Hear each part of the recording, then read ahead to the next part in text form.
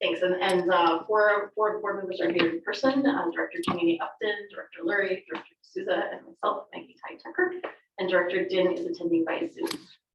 Do I have a motion to establish the agenda?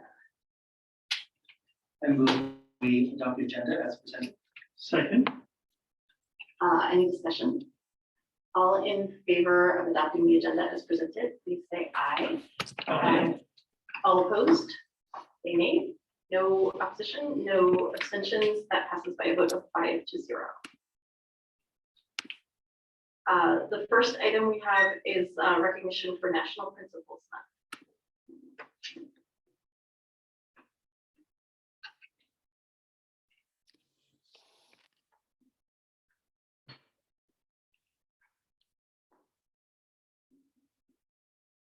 October is recognized as National Principals Month, and normally we do our recognitions at the first meeting of the month, but I felt it was important to do it at this meeting since we actually have principals here with us in person. So as you can see on the agenda, there are several organizations that recognize October as the month to celebrate our nation's principals for their tireless dedication to their students and the schools that they serve. The governor has also done a proclamation again this year proclaiming October as Principals Month in recognition of the significant roles principals and assistant principals play in our education system by providing hope for every student, by working tirelessly each day, and for leading culture, systems, and learning. Hear more about that tonight from our secondary principal. The governor praised the roles principals and assistant principals play in leading the people under their care through the pandemic. And I cannot express my own appreciation and gratitude enough for our principals. There is evidence and research that tells us that second to the teacher in the classroom, principals have the greatest impact on our students. And so I have nothing other to do than to give our principals who are here and those who will be here at the next meeting a boisterous round of applause.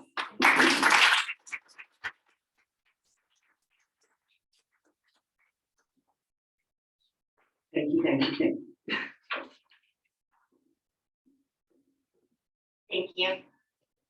We're going to start with, do we have Kathy McDonald? We do. We're going to do part one of public input for this evening. So I think I'm going to be reading this preface twice tonight. This meeting is a meeting of the board in public. It is not a public meeting that guarantees interaction between members of the public and members of the board. If you would like to address the board on a particular issue, please complete the form and submit to the board secretary by emailing the completed form to Michelle Mueller at charlotteschools.org at least 60 minutes before the meeting. When addressing the board at the meeting, please limit your remarks to not more than 3 minutes. Appoint a spokesperson if the concern is a group concern, and if desired, provide written documentation to the board secretary. Public comments that name or otherwise identify a district student are not permitted without permission of that student's parent or legal guardian. The board may direct the superintendent to respond at a later date to the issues expressed. Kathy, go ahead. Hello, school board directors. My name is Kathy Moffett McDonald, and I have lived on Mercer Island since I was 10 years old. I'm a proud graduate of the class of 1989. I have 2 kids at Mercer Island High School, a senior and a sophomore. And a fun fact, my father-in-law was in the first graduating class at the high school. We are in pivotal times in our public education, and Mercer Island is no exception. The pandemic hit all of our school systems really hard, and that's been tough. It's upset a lot of parents. I have to say, me included. You, the school board, have not always asked the toughest questions, and that's upset a lot of parents, and I have to say, me included. So why am I here tonight? I'm here because despite being upset about lots of things, at the end of the day, I am 100% in favor of the proposed enrichment and capital tech levy renewals that you'll be discussing and voting on tonight. I have volunteered for CMIPS, the Committee for Mercer Island Public Schools, for the last few levy cycles, and I have raised my hand this year to chair the CMIPS committee. I am here tonight representing a very diverse group, I have to say, of about 20 strong Islanders who all stand in support of the schools as part of our CMIPS committee. And tonight I stand before you to tell you that you should vote yes, school board directors, to put these levies on the February 2022 ballot. One can advocate to see change in the schools and on the school board and support our school levies. The levies ultimately support local public education and, most importantly, our kids. If the levies fail, our kids fail, and we cannot let that happen. The levies are too important. After all, these are not new levies. These are just renewals of current levies. With a yes vote, Islanders will keep our schools at least as strong as they are today. And if they fail, it would be disastrous. The enrichment levy represents about 17% of the budget, 40% of special education, especially important to me with a kid in that system. The 7th period day at the high school, music, clubs, school nurses at all of our schools, teachers, and more. It's huge and it keeps Mercer Island schools strong. The capital projects tech levy will make necessary updates at nearly all the school buildings, keeping our facilities sustainable and our children safe. This levy will also touch places that our entire community uses, including major updates to the facilities at Mary Waite Pool and resurfacing and lighting at the high school tennis courts. The tech levy will pay for online textbooks, one-to-one iPads, and so much more. At the end of the day, the schools have no other way of raising funds. They are not a private business or a private school, and 99% of districts in Washington pay for schools through local levies just like these. So in closing, I want to give you confidence, school board, that the CMIPS committee, all of us, will work really hard to educate our community about these important levy renewals. We must do so to support our kids. And for anybody who's watching out there, I want you to feel free to join our group. If you'd like to get involved, you may contact me, Kathy McDonald, at the following email address. It's yesmischools@gmail.com. Thank you so much. Thank you. Okay, our next item is Superintendent Report. And for tonight's superintendent report, we are going to defer to the school improvement plans because we do have our teams here ready to present. And this is the most significant report that the board is going to hear tonight. It is the reflection and the school improvement plan moving forward. Okay, in that case, our next item is the report on the school improvement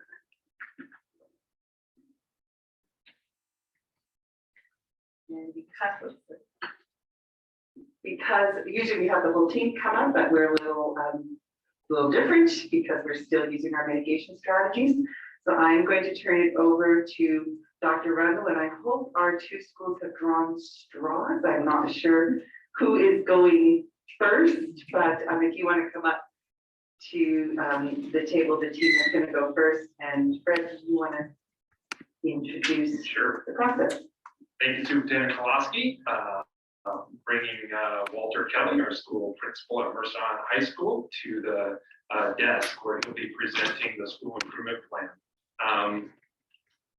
For a principal to be in his second year, but almost the first year, I think he's really guided and worked with that entire staff to try to be inclusive of voices, utilizing distributed leadership from the principal's cabinet, from the other leaders on the administration team, presenting it and sharing ideas with the Principals Advisory Council, and trying to really capture what it is that Mercer Island High School wants to focus on in this year. Some of it will be a continuation that you hear of previous work, and some of it is some new work, but I am excited at the direction that Mr. Kelly is continuing to think about for Mercer Island High School. So with that, I'll turn it over to you and take it away. Thanks, Deputy Rundle. And it's nice after a year and a half to be here in person, presenting to you in person. So I just want to say good evening. I'm Walter Kelly, principal at Mercer Island High School. And I appreciate the fact that we can have this dialogue in person about the ways that we continue to serve our students and our community. In the interest of time, I'm not going to go through all the aspects of our school improvement plan. I hope you've had a chance to review it. I'd certainly be glad to answer any questions that you have. I really want to provide a context and framework for the overall vision and the long-term work that we have to go as a school. Great. All right. If you look at our goals last year in a normal context, they would have seemed really conservative. But given the pandemic, they were actually quite aggressive. We wanted to make sure that there were not gaps in students' learning that would prevent their matriculation through their subject matter and their learning. We want to make sure that we didn't literally lose students from our school or connecting with our school socially. We wanted to make sure that students had a group they belong to, and that we outreach to them so every student had a point of contact with the adults in their lives in our school. We worked through the CARES team for many other processes to make sure that we reached out anytime we have students whose attendance, whose mental health, or whose academic progress was not where we hoped it would be. And in doing that, comparing us to other schools on the West Coast, I'm extremely proud that we look at the grades that we shared with you last spring, we look at the attendance rates and things that have occurred. I think that we're on much better ground than we could have been. But again, want to reframe that those goals in and of themselves were fairly conservative.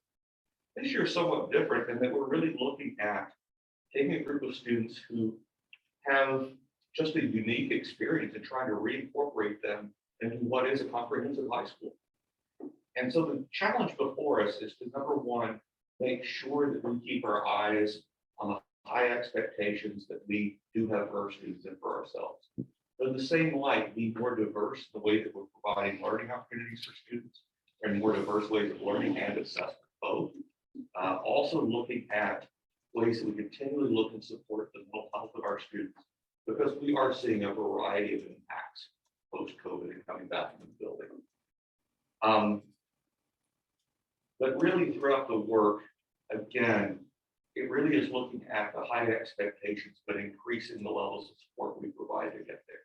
And as we look beyond this year, I hope that and believe that we will continue to increase those expectations and become more maybe data-driven in a very strict sense as we look forward to the years post-COVID. As I kind of catch up with a couple of things here, I think what we've struggled with and are doing a good job of progressing towards is really looking at making sure that teachers are viewing what are barriers that students may have returning and approaching that from a lesson design perspective. We have scaled some of our mental health services so that we can deal with a larger number of students. And we continue the CARES team in practice at reaching out to any students that may be at risk. The other things I want to share is we really are looking beyond this year, investigating ways to increase our advanced coursework and CCR, CTE for those that are not Mercer Island vernacular, and also look at AP offerings for humanities and what are ways that we can maybe expand those offerings to students across the board. But our never-ending goal is got to make sure that we challenge students, but we're always providing the support. The three main things that we're working on this year globally are just working on multiple ways of learning, making sure that we increase the psychological protective or positive factors students have in their lives, and also that we keep those expectations in place as we raise the level of support. I'll be glad to answer any questions that you have. Yes, Madam Secretary. Yeah, I'm just curious about what you just mentioned about possibly expanding the humanities offerings in the AP. Like, I don't know what's out there besides English and history and English languages. Specifically, one of the things that we have is freshmen do not have to take a social studies course. And we're not looking at fundamentally changing that requirement, but what we're looking at is, are there other courses we could be offering to upperclassmen so that we increase that overall enrollment? Two of the possibilities, and there's history behind this, and we're talking about it right now. There's AP European history, and also there's human geography course that is also common. Again, there are a lot of discussions that are taking place with that. We are not looking at changing the freshman requirement, but increasing the offerings at the upper level so that students may consider entering social studies at an earlier stage.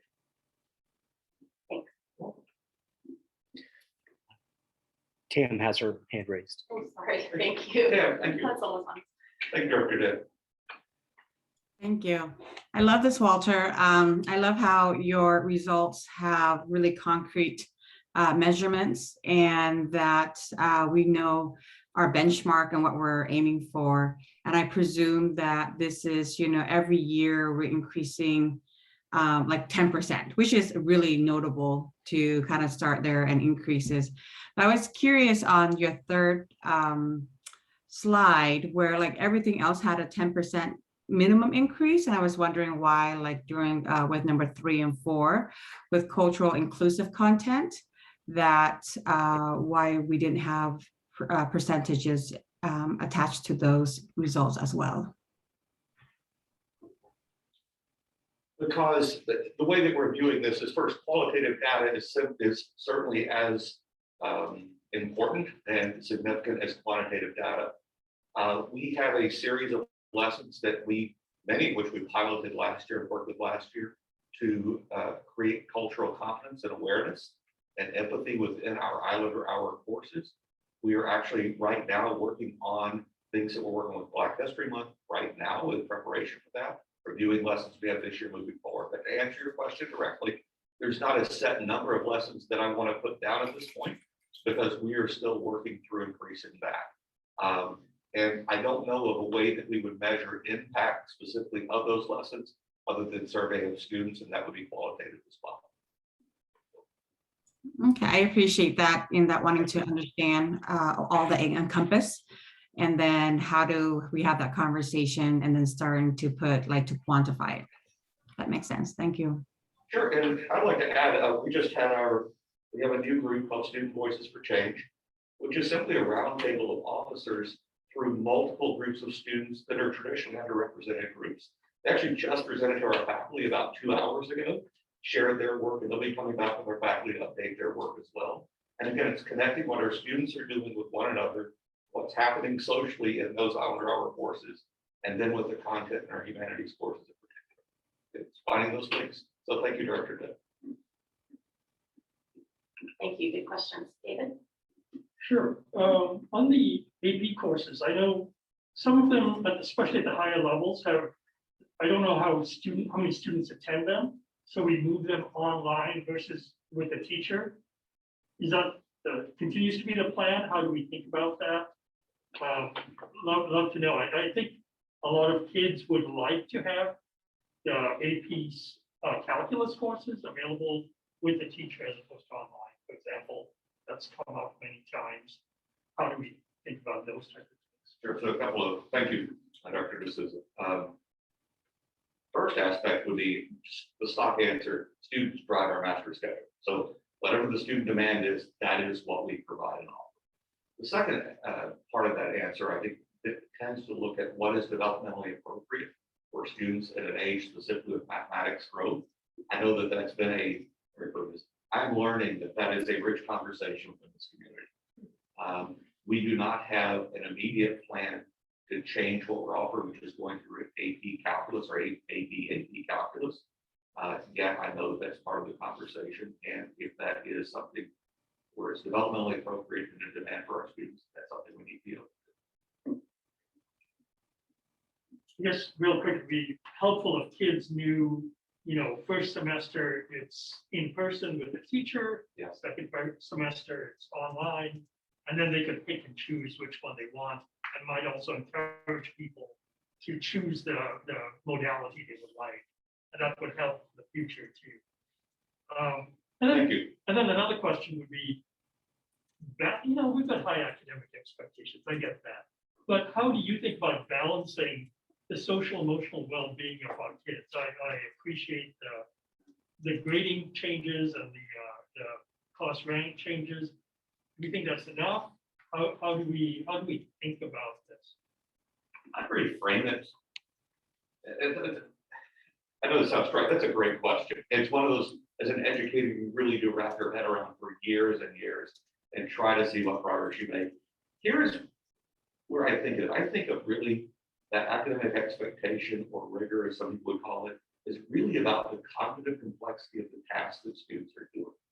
It isn't about the list of the mile wide and an inch deep. It is really, can you take a problem with maybe without an answer, attack it, come up with something, figure out a proposal, use different subject matter. So to me, that type of rigor leads directly to engagement, which leads directly to the mental health of students, because they know that they have value in their learning, they have control of their learning, and they have a reason for doing it. So to me, those are not discrete. The other side that we must recognize is that the workload that our students have and the inherent pressure with college admissions, which is certainly part of the equation of a lot of our students' lives. We have to recognize that, help them develop both the positive strategies to be resilient, but also the coping strategies for attacking that when they have, when they have moment by moment stress, just that November 1st deadline that I think everybody's feeling right now, but they have ways to attack it, deal with it, and move forward with their lives. So I hope that answers your questions. There are all levels to that one. You're welcome. Hi. So bear with me for a sec, because I know I'm going to contradict myself in my question. And I think that's one of the dilemmas, and I just want to kind of hear your thinking on it. So we know that our classroom teachers are vitally important to our students' success. And we also know that our students have different needs in terms of the type of teaching that we have. And I also appreciate very much the SIPs that you're focusing on in terms of the teaching and learning and making sure that they're individualized. But we know that all teachers don't bring the same things to the table, just like all students don't bring the same things to the table. How do you think that you're supporting students to find the right fit for their teaching, the teaching that they're receiving, and how can you work on maybe improving that? And kind of in line with that, if you could also address, I know we want to give a lot of autonomy to our teachers, and I believe that, but when we have our kids with 6 and 7 classes, and they've got 6 and 7 teachers each semester, and each one has different rules and requirements, and it's like asking a kid to have 6 or 7 different parents and knowing which rule to follow at the moment.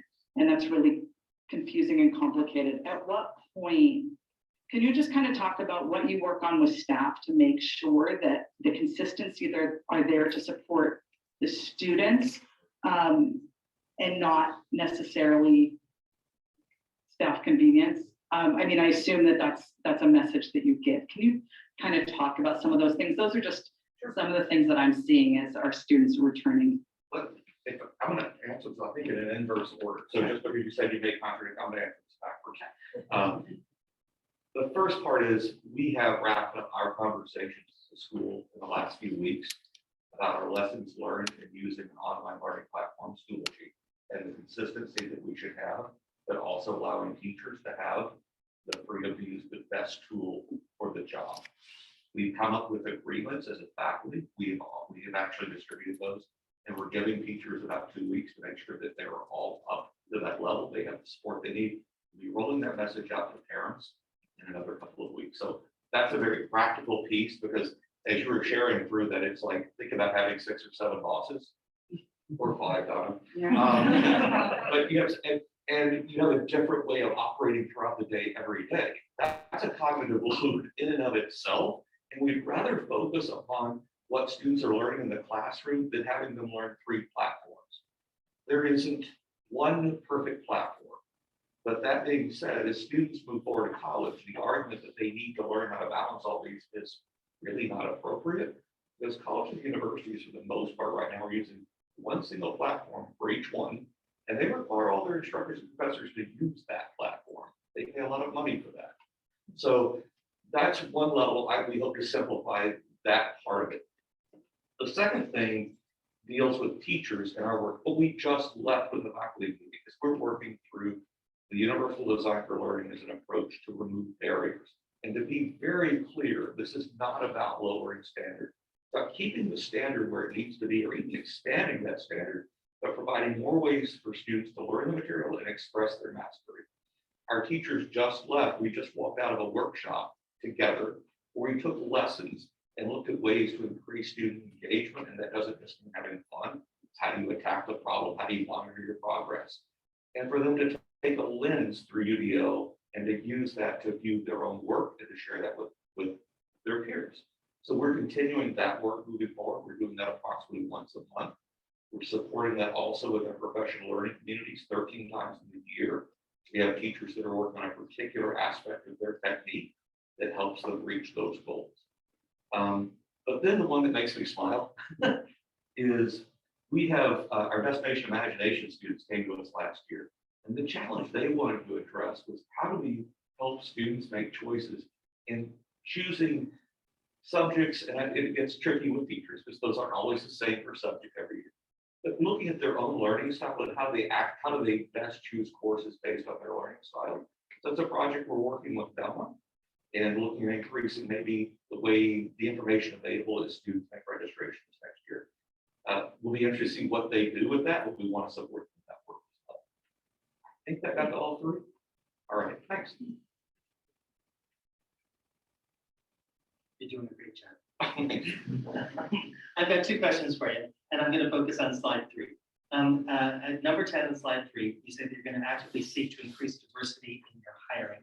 Now, we know right now the market is really stressed. A lot of people have left the market. Not many people are coming into the market, and everybody is hunting while we're flexing staff sizes and all of that. What is kind of your and your administration's kind of attack on reaching diverse new hires? I want to respect the work that's gone on here for many years. And Erin Battersby's behind us. I know that that's been an emphasis of hers. I know with Donna and Fred also that's been work that's gone on for many years. And I know with our principals that are behind me and those that aren't here, this is not a new approach or a new challenge. I think there are 2 aspects that we look at. And number one is we want to make sure that we create an environment.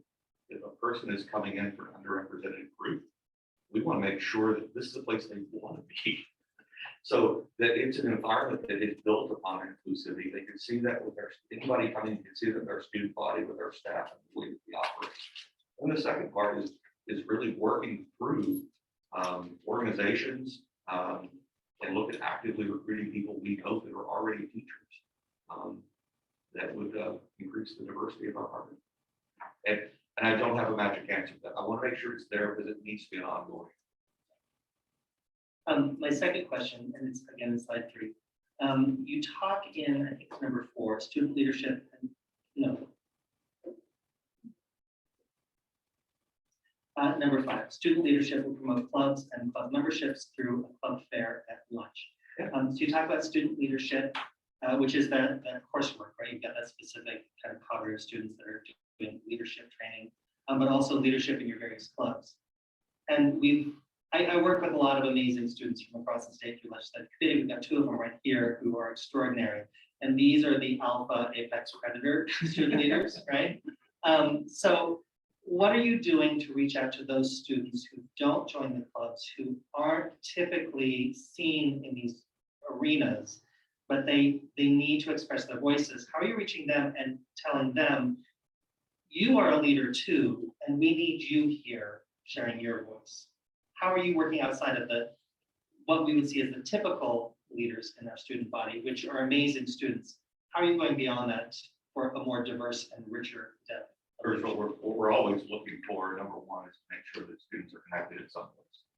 And so students that are not involved in extracurricular or co-curricular activities are already signed up for club. We're always looking for students who are not in that role so we can find that interest and outreach. So there's an ongoing effort. The second thing would be really looking at raising up voices for any identifiable student groups they know that it's valued. And again, I'll use the voices of change, student voices for change as one example. So these are student groups that already were there. What we've done is convene their officers together and found mutual projects and interests. So hoping to make that visible.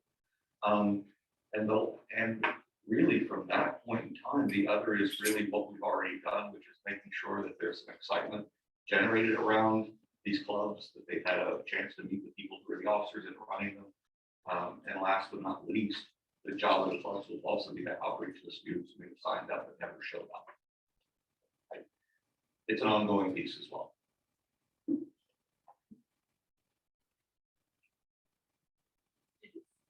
Any questions? All right, any questions from you guys?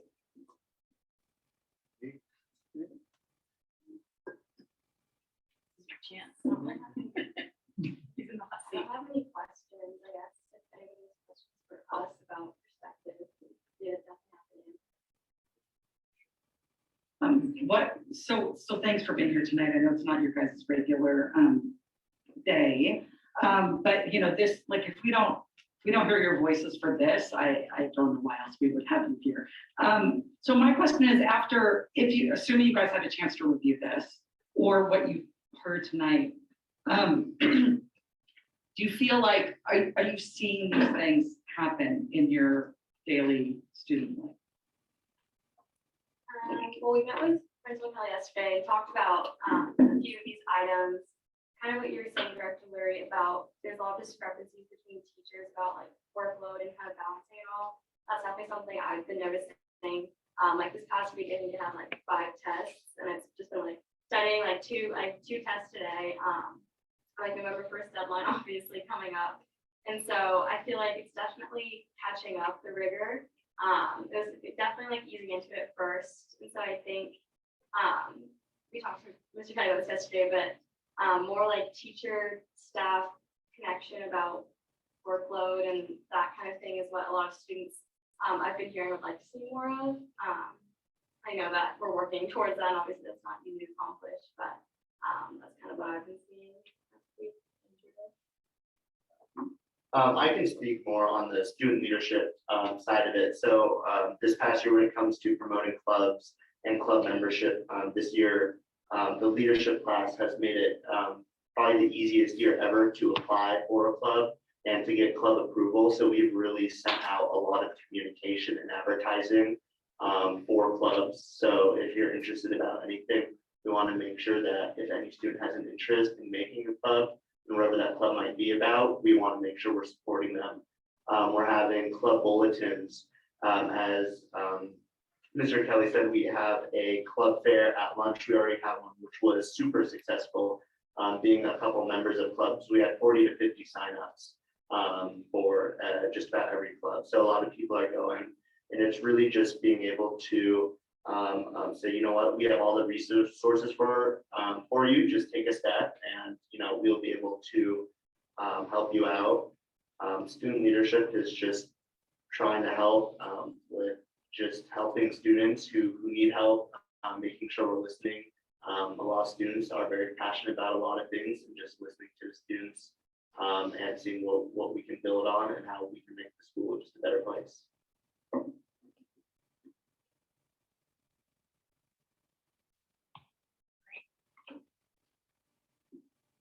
No other questions for you. Well, I just wanted to wrap up by saying thank you so much for this presentation. I was so happy to see this because I have 2 seniors at your school, and what I hear about school is fine. Like, how was your day? Great.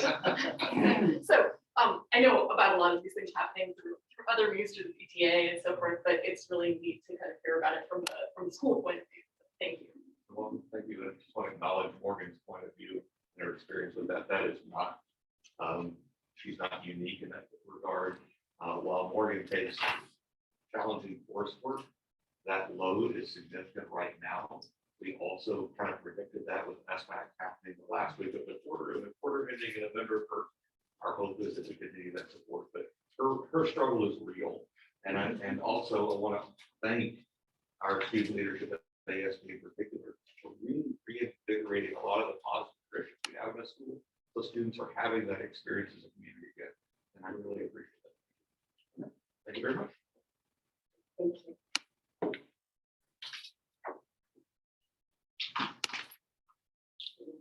Spot here. Islander Middle School coming up next.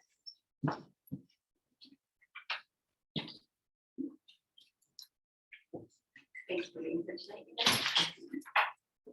So thank you to our Islander Middle School team for being here as well.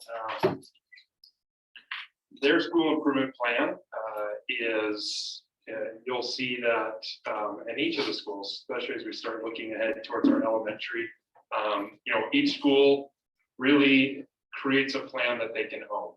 And whereas you kind of saw 3 distinct areas out of the high school, Islander Middle School has really coalesced around one, but there's lots of, there are many components to that. Just reminding the board, I think it was 3 years ago, though the team can confirm or correct me. You might recall that one of their school improvement plans and action items was really to put together a number of project teams. I'm sure there was a much more eloquent name you had for it. But these project teams were all designed to really focus in on various challenges that the school was facing. Some of the project teams were completed their work, and there were kind of defined timelines for that. And others kind of fell off the table when they realized the priority wasn't as strong. But one of those that continued to cycle through and is at the forefront of their school improvement plan efforts this year was what began as standards-based grading and has now also evolved into grading for equity.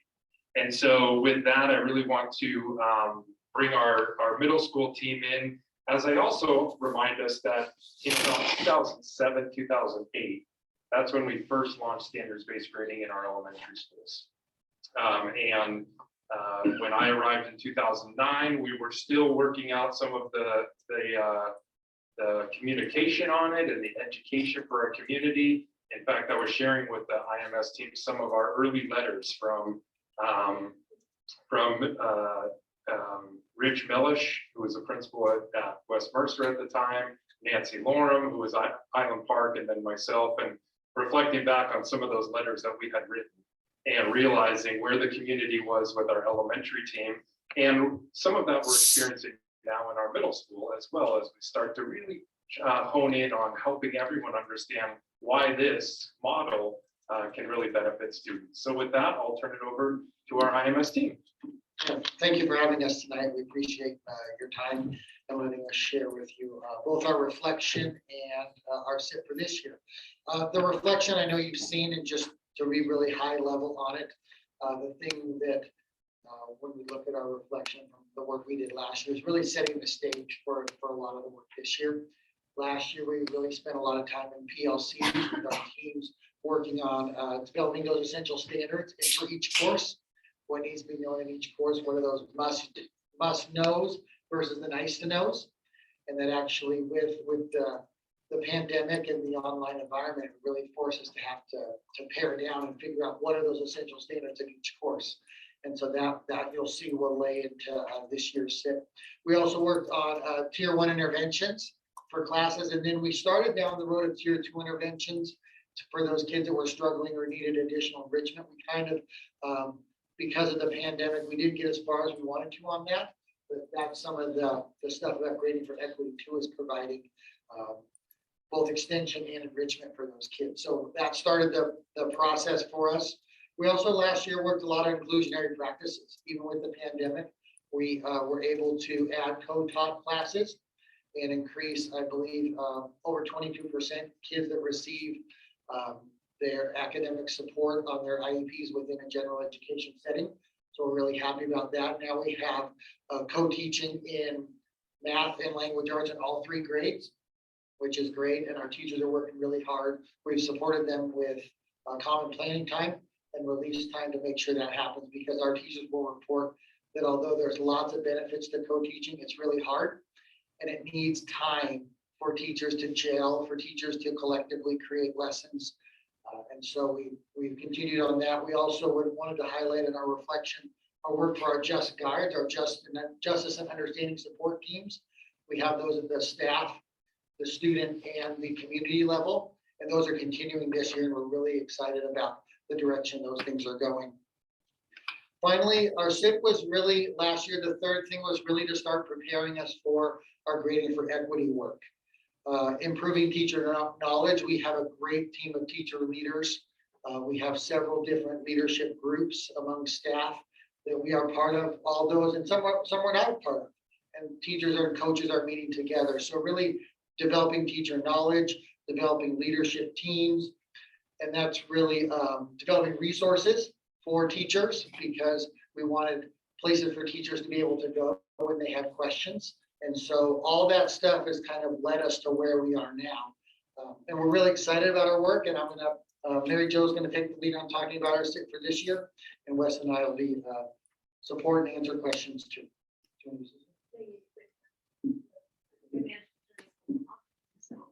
My skill of technology coming through. I echo Erin's thoughts. Thank you so much for having us tonight. I'm also super excited about the work that we're doing, and I appreciate Fred taking us back into history a little bit, because this is not new work for us. We actually started our work around grading back in like 2009. So we have been really reading research and thinking about application and impact on our students for a long time. 4 years ago, when we went to those project groups that we call learning focused groups, I think is what we call them. Anyway, that's where our PLCs came from. So we studied PLCs and implemented PLCs. That's where Gator Time came out of that work. And it was all teacher led and teacher guided. And that's where standards-based grading, we really started to dig into it and investigate it. And so that interest has grown. It started with 19 teachers 4 years ago. When we, the next year, we had about 27 teachers who were really thinking about standards-based and playing with how that could look in the classroom. And this year we have 41 teachers who are on board and trying to think about our standards-based initiative that we are calling Grading for Equity. So our goal this year is really that last kind of hump to get over, to have 100% of our staff ready for implementation of a standards-based grade mark through our Grading for Equity in the 22-23 school year. So this is a muddy year. This is a year of getting into the weeds and figuring out how this works. And all of it at the core is about student learning. It is about kids being at the center of their work, them having autonomy in knowing what the standards are, what's the progression to get there, how can they engage in that learning, and how can they show their learning in creative ways. Many of the things that I heard Walter Kelly talking about as well, that they're thinking about at the high school. So we really have 4 main mindsets that we are trying to implement. The first is the behavior is ungraded. And this one, I think just the title of it has gotten confusing for people. And in no way are we suggesting that behavior isn't an incredibly important thing for us to be talking about, teaching, and holding kids accountable for. But what we are saying is that we want to untangle grades from behaviors. We really want to be talking to our kids about what they are learning and how they are progressing in that learning, instead of suggesting that what they are learning and when they come to class and how late or how early they turn in an assignment, all of that gets muddied in a grade, and what gets reported to them is a accumulation of all that stuff, and we don't really actually know how a kid is learning. We just know, is a kid compliant? Is a kid completing all of their work? Are they, so we're really trying to pull those things apart. So that's our first mindset. Our second one is lifting the veil. So being really clear for kids and ourselves, which is deep work. What is it that we want our kids to know and be able to do? How do kids know that? And what is the progression to get there? And telling kids about that. That third one is the flexible means. It's that UDL perspective, which is where we move into the Grading for Equity term. So those first two mindsets are very standards-based philosophy.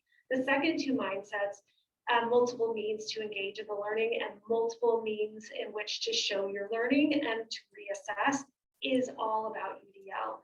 And that's where we are really excited about the merger of those 2 things and why we are saying it's Grading for Equity, because it is about every kid having the opportunity that they need when they need it. And it's holding rigor and challenge high and giving every student an opportunity to think deeply and creatively and see themselves at that level 4, even if they're not living in level 4. So those really are, that is the essence. And it is it's big. It spans everything that we are talking about and doing at IMS. And while it is one, it sounds small, Grading for Equity, but it pushes into grading, it pushes into instruction, it pushes into planning, it pushes into relationship with students and partnering with our families. So we really are going big this year. Just to add a couple of things, I wanted to say that I have a senior daughter, and we're at the November 1st deadline. We know is approaching quickly too. I wanted to share something about Grading for Equity that I think really resonates with me. And that was with my daughter. She was, I can't remember, 9th grade or 10th grade.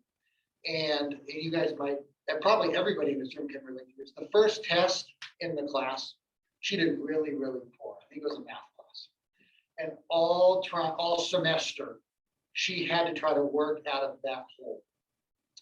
And because typically grades are averaged over a semester.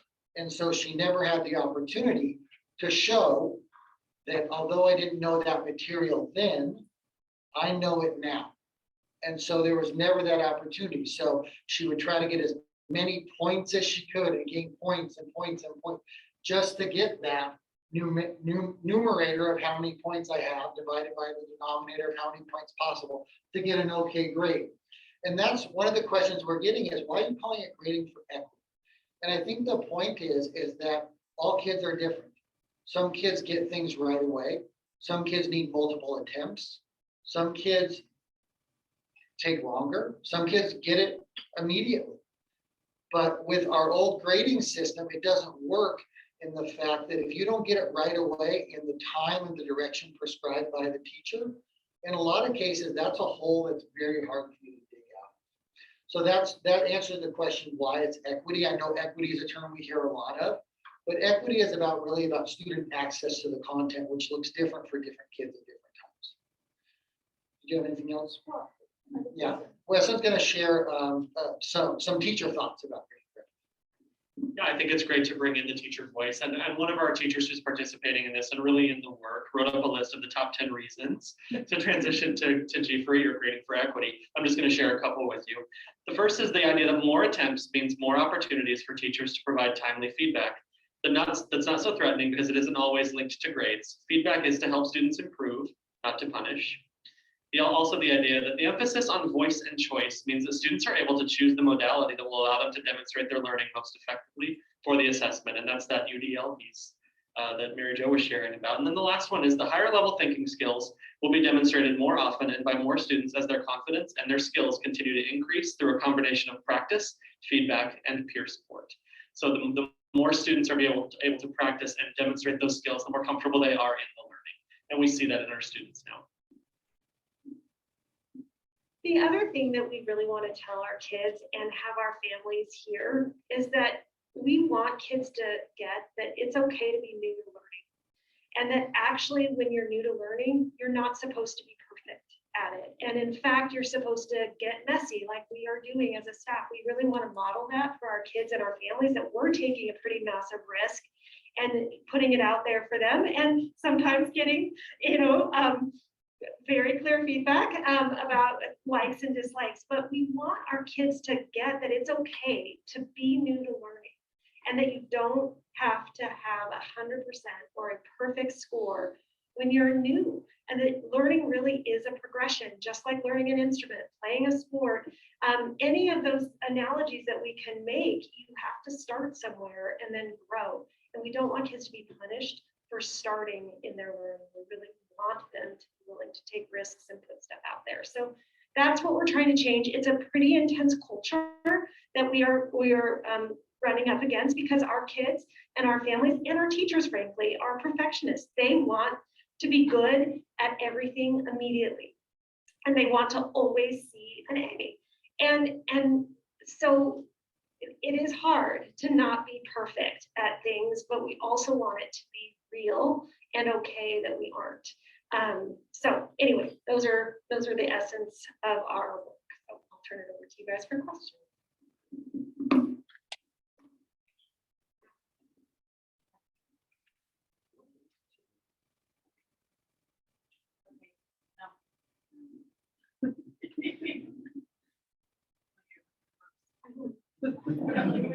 Yes, yes.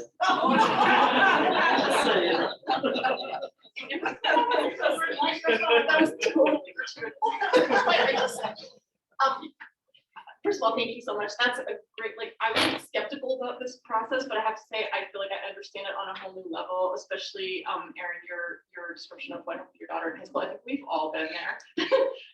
And it really does shift a student's focus away from learning and caring about the material, and it all becomes a game of numbers and how to maximize that. It also doesn't really promote students cooperating and helping each other. It's sort of like every person for themselves, like clutching at a life raft, So thank you very much for that explanation. I hope a lot of people will, if they're not watching now, will kind of tune in and listen to it, because really, that was great. Who has questions? I don't have any questions. Tim has her hand raised. Oh, can, oh, let's see. Stupid glasses. Tam, go ahead. Thank you. This is, every single time I hear this, I learn a little bit more. And even though I'm an educator, my brain has to do a lot of work between all these terminology about standard-based, gradings, mastery-based grading, and then now grading for equity. So part of our work is, and as we see, we need to bring parents along. And so as we're doing this, because not only is it important for them to really understand and adopt, the values, and the new culture that we're really doing for students, but understanding this will help them to also support their students, right? And for them to understand exactly where they're at. And so they don't end up like me, who I yelled at Sebastian today, like, why did you get this grade? And he's like, I got all A's on my formative, but I messed, there's only one summative. And so it's like those terminology, I think we all need to kind of start to get used to. And so part of this work is really breaking it down to the community. And even though, like I said, I do this work, but just like the narrative form is just a lot, because we're educators. These are jargons and terminologies that we're used to.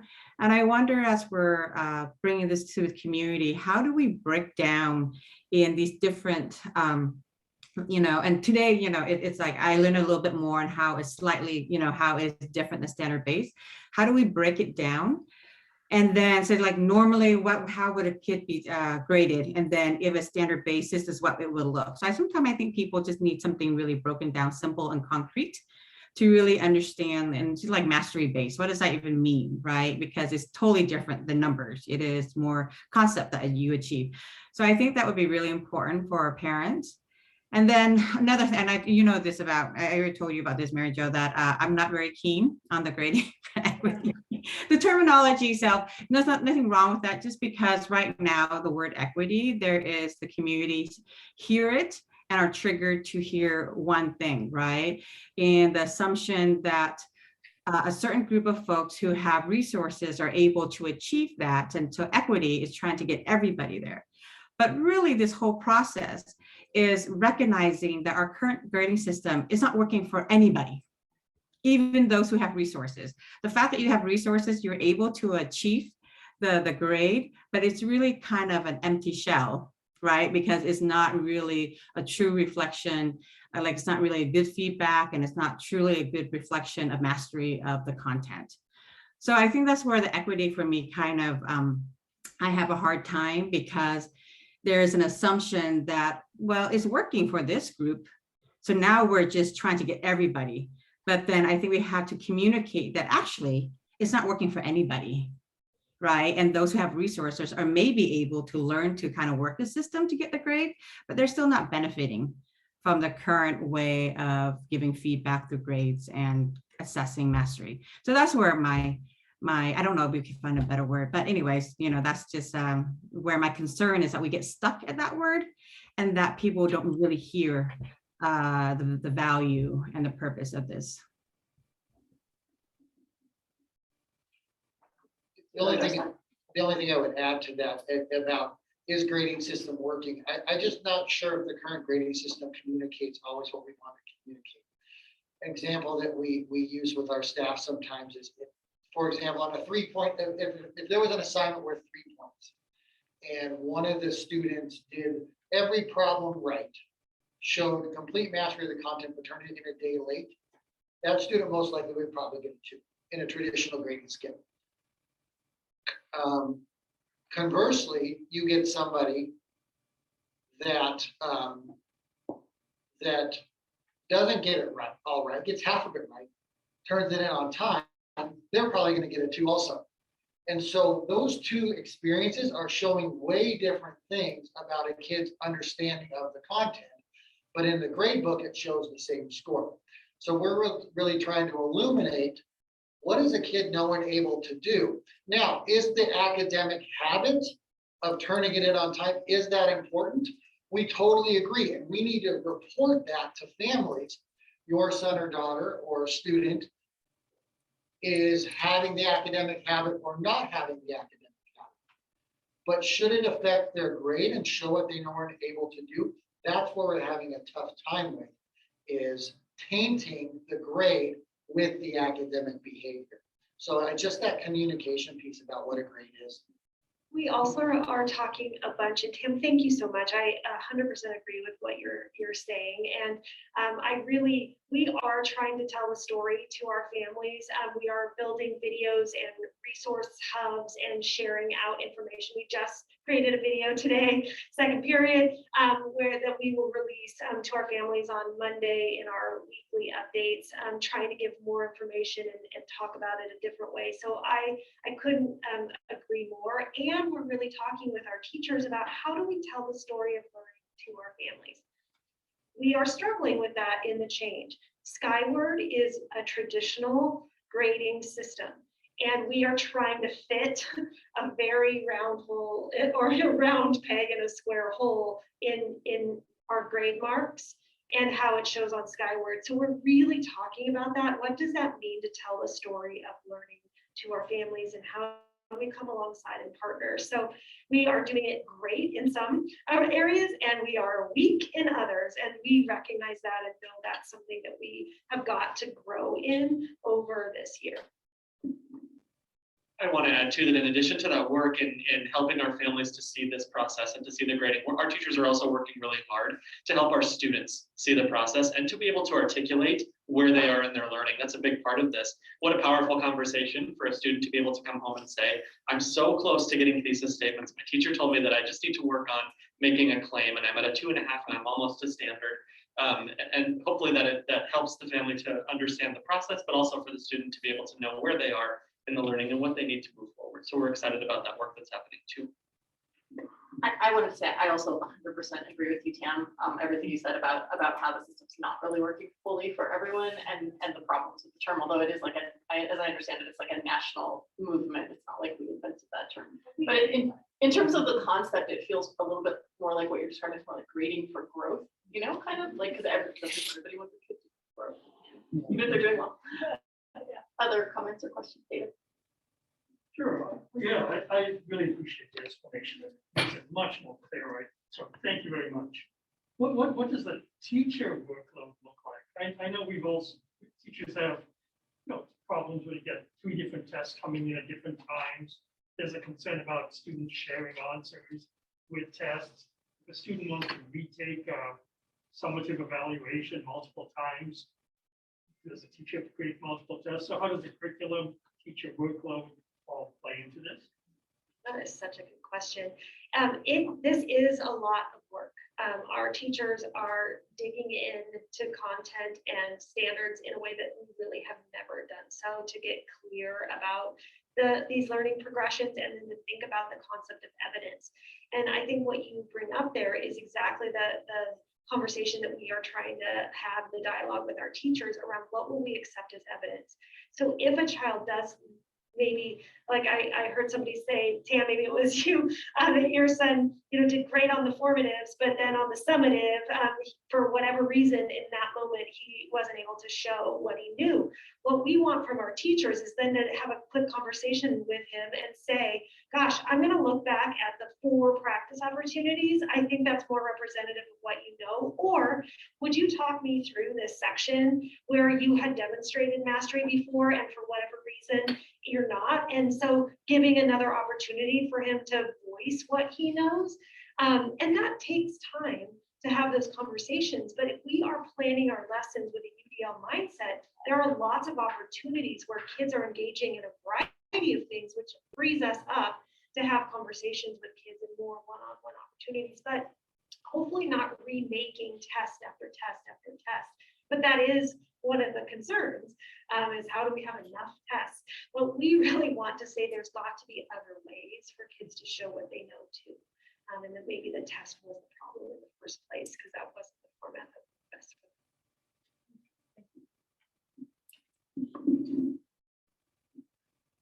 I have a lot of things to say, but I'm going to really try to focus it. And I just want to say, Tam, you nailed it for me in terms of the equity being a trigger, because I'm having that same experience. And then I'm getting a lot of parent feedback too, just from frankly friends who have kids at the middle school still. And so it's so the things I want to say just kind of are what I've learned. Now, first of all, I totally believe in this. I think that it's where we want to go.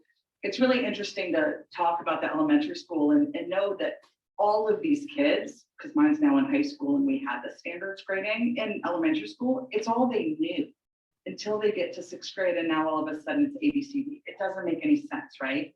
So so I just, and I hate that I don't want to say we're stuck for high school. I still think there's things we can do for high school kids, but that's a whole nother day.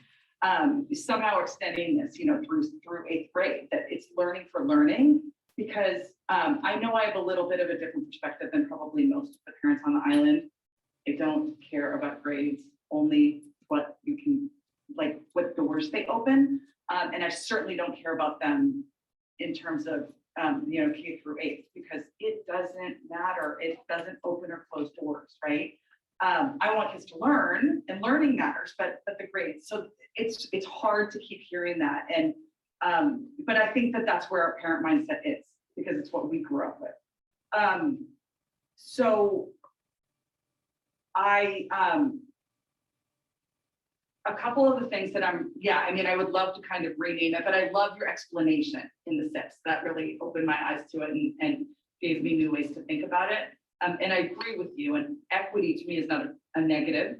And so to me, it doesn't have the same triggering, but it is triggering to this community. What I know is people are struggling with, and students have said this to me, current middle school students, in terms of not understanding what the standards are. And like you guys said, in report cards for K-5, it lists out the standards that they have to meet. If we're going to do standards-based grading, we have to have report cards that list out the standards, and they should get them at the beginning of the semester. I know it's a work in progress and you can't do everything at once. I'm not bashing. I'm just saying that to me, parents are like, I don't understand how to guide my kids, because I don't understand what it is that the teachers are assessing them by. And assessments and summative, like testing, I just don't understand. Because so many of our kids, that's what's the anxiety provoking part of learning, is this test day. What do you know at this second, based on how well you slept or what breakfast you had or what else is going on in your world? That's what we're grading our kids on. So sorry, these are just kind of my random thoughts. Another thing that bothers me in grading kind of as a whole, and that I think that this really can help with, is what Aaron was saying with his daughter is, you get one bad grade on one thing and forget it, like give up, because you're never going to get the grade that you want to get, because you're basically started 100 and it's taking away, right? The world doesn't work that way. We're earning our salaries, and we're earning it, week by week, month by month, and then year by year, right? And we earn it to add up to a score. So if somehow the communication could be shifted where, we all start with nothing, coming in, not knowing anything, we shouldn't know anything. There's this expectation, and then we're only adding to things. And, you need to be here to earn the 3, or you need to be here to earn the 2. I've seen some parents have shared with me some of the communications that have come out recently from different teachers, and I really appreciated that, because I know that there's been a lot of frustration and just in terms of not understanding. And I think that the teacher communications are really improving. I think Brian can probably speak to that better than I can, but and Tam. So I really appreciated it. There was one thing that really irked me, is one teacher said, students can't be earning 3s because we just started this. Well, that's not okay, because we know that there's students that come into it understanding the standard, right? So this whole thing of, you can't be here. We know that we've got kids across the spectrum. The other thing is, I love the definitions of the 1, 2, 3. I don't think 4, in our community, where if you don't have 100%, you're failing. And I like the deeper learning. I mean, I think there needs to be recognition of that deeper learning. It needs to be on a different scale, because if you have, like, 3s are, including our elementary schools, 3s are great. If you've got all 3s, well, even our elementary school kids are having competitions about how many 4s they get on their report card. we know this, right? I come home, I got 18 fours, right? So it just needs, whether it's like a asterisk because they did deeper learning on one standard, or it's a plus, or whatever it might be, like a completely different scale. So it takes away that competition. It focuses on learning and it takes away the competition. And, you know, yeah, so they're still gonna have the competition if there's an asterisk or something, but it takes it away from the general, you know, the grading, right? So those are just from a parent's perspective and watching different kids go through it and watching parents really struggle with it. Those are some of the things that I'm hearing a lot of. And then I talked about the communication. I love that it's starting something new, but also knowing that it's been a huge, long work in progress and starting back even farther than I knew, you know, when elementary school started with it. Recognition of that and communication of that, and then also acknowledging like this is a work in progress and we know we can do better by our kids. Bear with us and keep communicating. That's what a lot of parents have said to me, is just own it, that this is a work in progress and we know we are not yet there. But it's going to take us a little bit of time to get there, but just hang in there, because here's why we're doing it and here's where we want to get to. I think it's going to go a long way, because it's just the lack of understanding that people hear standard and think that, oh, mediocre, right? And not looking at it in terms of learning. I mean, that's exactly what people are thinking. Well, my kid needs to be beyond because all of our kids need to be the best. Well, no. When we're doing a project for work, we need to make sure that we're achieving the goal. So anyways, those are just kind of my thoughts in terms of the more, every time, like Maggie said, every time and Tam too, every time I hear more, the more I learn, and I've been involved in this for a while and I love it and totally support it. And it's shifting that mindset. And I just want to make sure that our you know, parents are brought along because we're the ones supporting our kids, and then able to explain to our kids, like I was explaining to this 8th grader about math. It's like, no, here's what they're trying to do. And they're like, well, they didn't explain it to me and that's not what's happening, because then we're just getting all these tests and I'm getting zeros on tests because I didn't understand. And so anyways, it's a work in progress. I think most people will see that, you know, this is good for our kids. And just acknowledging that, I don't know, just acknowledging that this is where we're trying to go, and bear with us because it's going to be bumpy, but buckle your seatbelt and it's all, you know, we're trying to achieve the things for our kids. So I love what I'm seeing.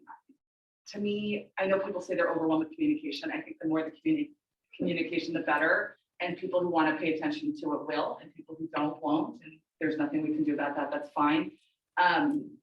And also, just I don't know how many. I know I haven't been on your PAC for a couple of years, but I know you guys are talking about this at your PAC meetings. So I just think the more as parents respond to you, and I assume that you're letting them know about PAC meetings, but you know, that's a great place for people who really want to dive deeper into the understanding. Like, hopefully, you know, we've got 30 or 40 parents showing up to learn more about whatever we're going to call it, or whatever you guys are going to call it. Some non-triggering word. So that's, I know I'm not really asking a question, but you guys hit on all the things I had questions about. So I just wanted to give you kind of the things I'm hearing and my perspective. Joey was in one of the first classes that did the standards-based grading. I thought it was excellent. It was social studies. It wasn't math, which is, you know, sometimes easier to do the standards-based grading. But I think really listing the standards, communicating those to the kids and communicating those to the parents is going to go a long way. Can I jump in with a question that's related to some of what Deborah was talking about? I didn't ask the question before. How are you doing outreach to parents for whom English is not their native language, or parents who've moved here from overseas who may be used to a very different sort of philosophy of grading? Yeah, that, to be honest, that's not something we've considered. So that's a good point for us to take into consideration.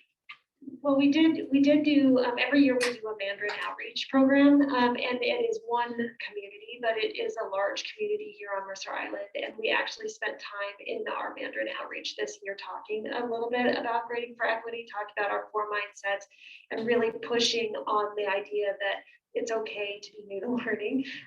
Because lots of the questions were coming about multiple accelerations in classes, and just reassuring families that our classes are incredibly rigorous at grade level, and that it is okay to be on grade level, and that you can be incredibly successful in your life if you are a student who is at grade level. So we really are pushing it into some communities, but we can definitely do better.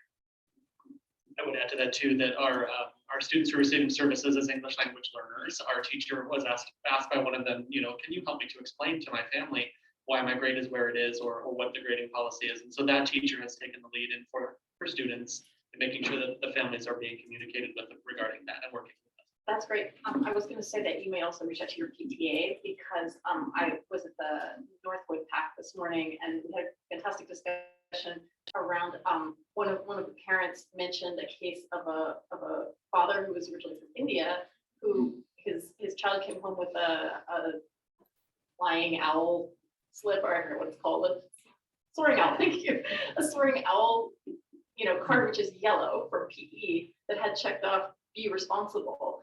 And the child said, oh, I did something good in PE. And the dad was like, oh, no, you didn't. Like, there's no way that that's good. Like a yellow card for playing soccer, right? Like, no way. And so the parent posted on, Parents of Mercer Island, like, is my kid telling me the truth? And then at Northwood, they looked at the tickets and they were like, wow, nowhere on here does it explain what the ticket is for. And nowhere on here does it even say that it's a good thing. And they realized that, like, that's something they're going to need to be explaining more to parents. So anyway, just in my head, I'm thinking, you might want, like, if you do get somebody to help you with like a Mandarin explanation, for example, this, you might want to link it off of the, IMS webpage, for example, so that you go to it, see examples. Thank you. Right. Grading for equity. A rose by any other name is not as sweet. So I think I approach this a little bit differently, coming from the world of theater. And I work specifically with the theater company. I know you know this too. We developed a brand new operetta every 9 weeks. That's what this theater company did. We did this for years. So we would take a subject like Joan of Arc, and we would know in 9 weeks we're opening this show with a cast of 30. And then the design team would break out. We each had our strengths, and we would delve in. We would do previous works about Joan of Arc. We would do previous musicals about Joan of Arc. We would read books and literature and novels that we'd read. We'd look at period, costuming, sets, design, all of these things, movement. And then we'd come together as a design team, as a project, and we would piece these things together in palettes and everything. And 9 weeks later, lo and behold, you have this huge full operetta that you're, selling tickets for. So the standards are that final performance, right? How did we hit the standard of a brand new operetta? And sometimes it was a 2, sometimes it was a 4. But we were constantly doing this. The interesting thing is that because this team each brought their own strengths into it, and we leaned on each other, we all learned so much more about the entire subject. I walked away in 9 weeks knowing so much more about Joan of Arc, her history, the geography, the timelines, what was happening in history, all these things, because we took this on as a team. This is kind of what our classrooms are doing. All our students are coming in with their strengths and what they are already experts at. Experts in Minecraft, experts in design, experts in all these different things. And they're figuring out how they're going to present this final product, which is the standard or the proficiency that they are heading towards as a goal. And if they're able to use what they love and what they're already experts at, then that's really exciting. And then when the audience shows up and they go, ta-da, then everybody's really proud of that. And you're like, wow, that was exciting. And I learned so much, and I can't wait to start the next cycle, the next 9 weeks, the next class. That's building lifelong learners. That's people who are excited about learning and excited about growing all the time. So for me, grading for equity, standards-based master data learning, is all about that kind of process at an ongoing level in really specific subject fields, right? So, yay. The other thing too is, I think people are having epiphanies as they're coming around to this. And every time we present it, a little new piece, a little new nugget sets in. You're throwing a lot of information at the wall, some of it's bound to stick. And you've been working at this for years and years and years. What we're seeing now is the epiphany. This is the light bulb. The team said, yep, now's the time, and here we go. But all this has been cooking in the background. It's the same thing is happening with our kids. All this stuff is cooking in the back of their heads until ding, the light bulb goes on. And I think our families are doing that as well. So keep throwing stuff at the wall. They're going to keep picking up the nuggets and the breadcrumbs, and those light bulbs are going to continue to go up. I think you're going to win over the island. Just consistent, persistent, insistent work towards your goal. You're doing a great job. The only thing that I would love you to take a moment today, if you can, to help explain, is this word standard. It's this nebulous word, and it's a mystery. Where does the standard come from? And what does it mean? How do you communicate? So who chooses that standard? Is that the State Board of Education? Is it us? Is the standard for the proficiency? And then how do you communicate that to the student at the beginning? Well, so the standards come from a variety of places dependent on the content. Some are Washington State standards, some are national standards. Our science standards come from national science standards, and they have content and process and all like multiple different pieces of standards. So what our teachers are doing is they are looking at all of these documents and they are thinking about our kids and their experiences, and they are kind of winnowing down to what they think for our kids are the most essential. So they are taking then that standard, and it doesn't mean they're still not covering lots of others, but they're saying this one is the one we cannot fail to have our kids master. And so then together as a team, they're building out proficiency. So they're saying if a kid, is going to achieve this standard, what does that look like at a level 3, and kind of works their way across that standard. And then our intention, now reality is muddy and all over the place, but our intention is that is coming out with kids. So as we're starting a new unit, we're saying these are the 3 standards that we're really digging into in this unit. We're going to talk about 10, but 3 are the ones we're going to go in the feedback cycle. We're going to be assessing along the way. Here they are. Here are the proficiency scales. And then each time we're practicing those, we're being really clear for kids. Right now, we are practicing concrete detail. And this is your second time to practice it. And you got the feedback on the first, you're going to get feedback on the second. We're going to practice again. So having kids see that repeat cycle instead of kind of the one and dones that have been happening, and then seeing how they're building toward across that proficiency towards that standard or beyond. I don't know if that answers your question.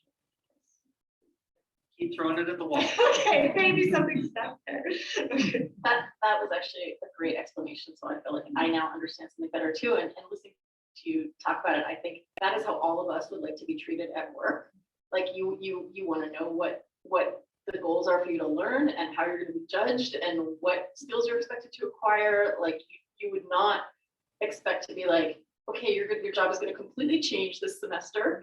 We're going to throw you into something you know nothing about, and then we're immediately going to start testing you. And if you do poorly, that sticks with you, and you can never get it off your record, right? This sounds much more of like a give and take between the students and teachers. Well, it's funny that you say that, Maggie Ty. One of the lovely compliment emails that I got from a dad was saying this is exactly what my business world is like. As people come in new to the profession, they're at a proficiency at a level 1. And as they build their skills and reach a 4, they're ready then to be promoted. And then once they're promoted, they're back at a 1 because it's a new job and a new experience and a new set of skills. And then we build and learn and grow, and then we're ready for the next step. So he said, if only this were around when I was there. So we are getting compliments too, but it's hard. This is hard. And I just want to say thank you to our teachers who are the ones who are out on the skinny branch. They are the ones that are taking huge risks on behalf of our kids, and they are trying so hard to do what is right by them. And so I do appreciate the incredible work that they are doing. So anyway, thank you all for your insight and your input. We will take that back and keep building. And I think Mary Jo mentioned it earlier. We do. I did send, I'm not sure if they got sent, we had a 20-minute video that came out last month. It's long, but we're throwing things into the wall. there will be another video, 17 minutes, I believe. We're getting a little more brief, that's gonna come out on Monday, so we'll make sure you get a copy of that. I wanted to make sure that our student representatives have a chance to ask some questions or weigh in on what they think of this approach. I just want to say, I guess as a student, this sounds like music to my ears, honestly. Like, I know a lot of my class sizes are very different. Like the other week I had a psychology test. I didn't do so great on it, but he gave us an opportunity to retake it. And the second one I got an A. And so that's like one class where I can say that I'm actually learning, but it's not stressing me out as much as in my others. I have a math class where she does not allow test retakes, and that one I'm definitely a little bit slower in math than English, and so I have a lot of stress around that class. And so I really appreciate that you're starting to implement this middle school and giving students kind of less stress and just more time to slow down and actually learn, because I think that's something that I really appreciate, and hopefully can be able to support the high school eventually. I know it's all their beast, but honestly, just like hearing you explain this, and I'm not an educator, it made perfect sense to me, and so you guys are explaining it like these are great explanations for sure. But yeah, this sounds incredible to me, so I can't wait to see it again. I just want to echo what Morgan says. I just think the learning what you did wrong for me is so much more impactful than the first time. It's what did I go wrong? And even if you can't correct the test, which is awesome that now, it's becoming more available, just looking at what I did wrong. And if I do really poorly, I will talk to my teacher and ask, and having maybe some of the students who might not be as assertive as maybe me, having that time built in for students to be able to go to their teacher or their teacher to go to them to talk about the test, I really think is something that's going to benefit all of our students, not just the ones who are going to be the most assertive and always care about their grade, but really maybe the ones who are more shy and maybe don't want to talk to the teacher as much, and making sure that all the students are getting the same support. So thank you. Thank you for your time. Thank you, everybody. Can I just say one super quick last thing? So to me, first of all of our leadership teams that in our district, I think are great, but like the middle school is the dream team, right? You guys have been together for so long and so committed to our kids at this age where most parents are like, oh no, like you take them because I don't know what to do with these crazy things that are happening. If we didn't have your guys' commitment to our kids, there's no way that I don't think another team could take us on this journey that I think is really in our kids' best interest. And so thank you for your dedication to our kids. It's been a really rough couple of years. And so to continue this, knowing that, you guys have had a lot on your plate, and I know that it's kind of coming at you at all sides, but so many of us see where it's going and are really excited about it. And so thank you. And, just hopefully hear this next time you get those emails or those difficult meetings. So thank you guys for really going out there. And we will let you go eventually, but I did want to second that because I was recently on a Zoom call with some college friends, and a couple of them have middle schoolers, and they were complaining. They're on the East Coast, and they were talking about how difficult that age is and how miserable their children were. And they said, how was middle school for your older kids? And I was like, you know what? We have a fantastic middle school. It is run by a fantastic team. That's what I said. I said, somehow they have managed to pull it off. Like my kids just sailed through middle school, and so did all of their friends. So you guys did a great job. Thank you. We're going to take a 5-minute bio break right now so that these guys can move out and our student representatives can go home. Thank you guys so much for coming in out of sync with the normal cycle. So we will 6:30, and when we resume, we'll do public input first, and then we'll pick up again on it.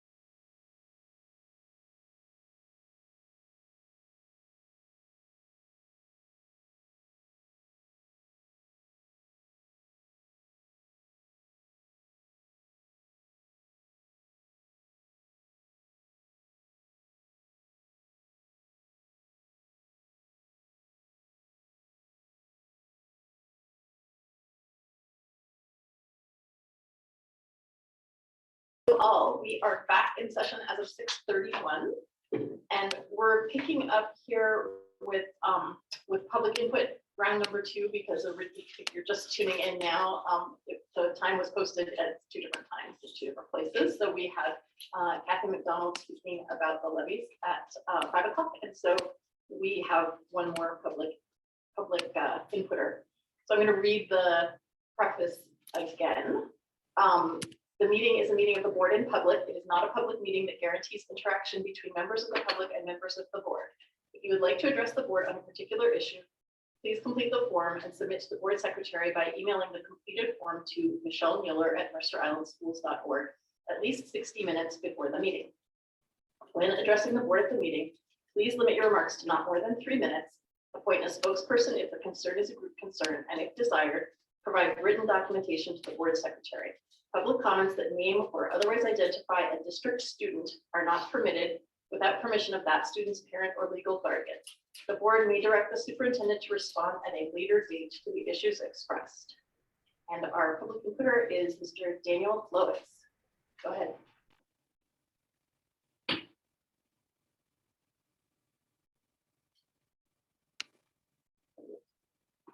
Sorry, you're muted, I think. Or at least I can't hear. We can't hear you. Daniel, can you hear us? We think you're on mute. Can you check? Oh, he doesn't have his audio connected. Oh,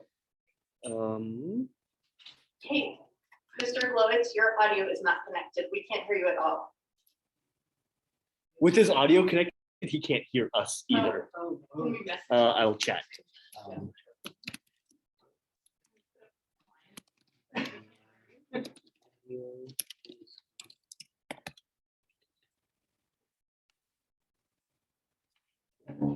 Okay, we can do this.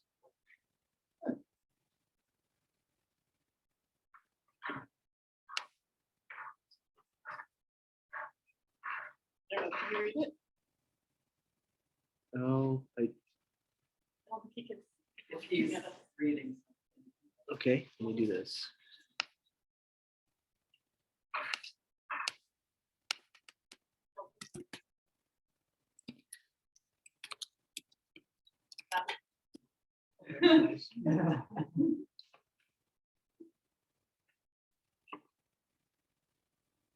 He's not stopping. Yes.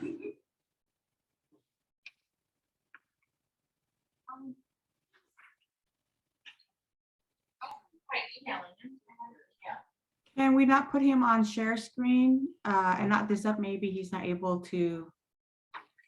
So, okay.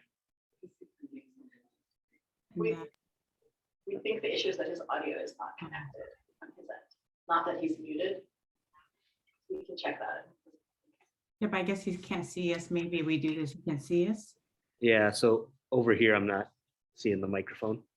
Yeah. On his attendee Well, piece. has it been more than 3 minutes? Well, he stopped the timer. Yeah. Well, we started at 6:31. Okay, well, yeah, he can email his comments. Yeah, okay. Thank you. I guess, can you hear us? Okay. Oh, now his audio is connected because now he's muted. Dan, Oh, can you hear us now? sorry. Like, did that? We could not hear anything you said. We've been trying to communicate. Okay, I apologize. I will try once again. Take 2, as they Can we say. try again? Yeah. So we get- Okay, wait a minute, Just don't start yet. one Wait, second. Wait, we need to get the timer up.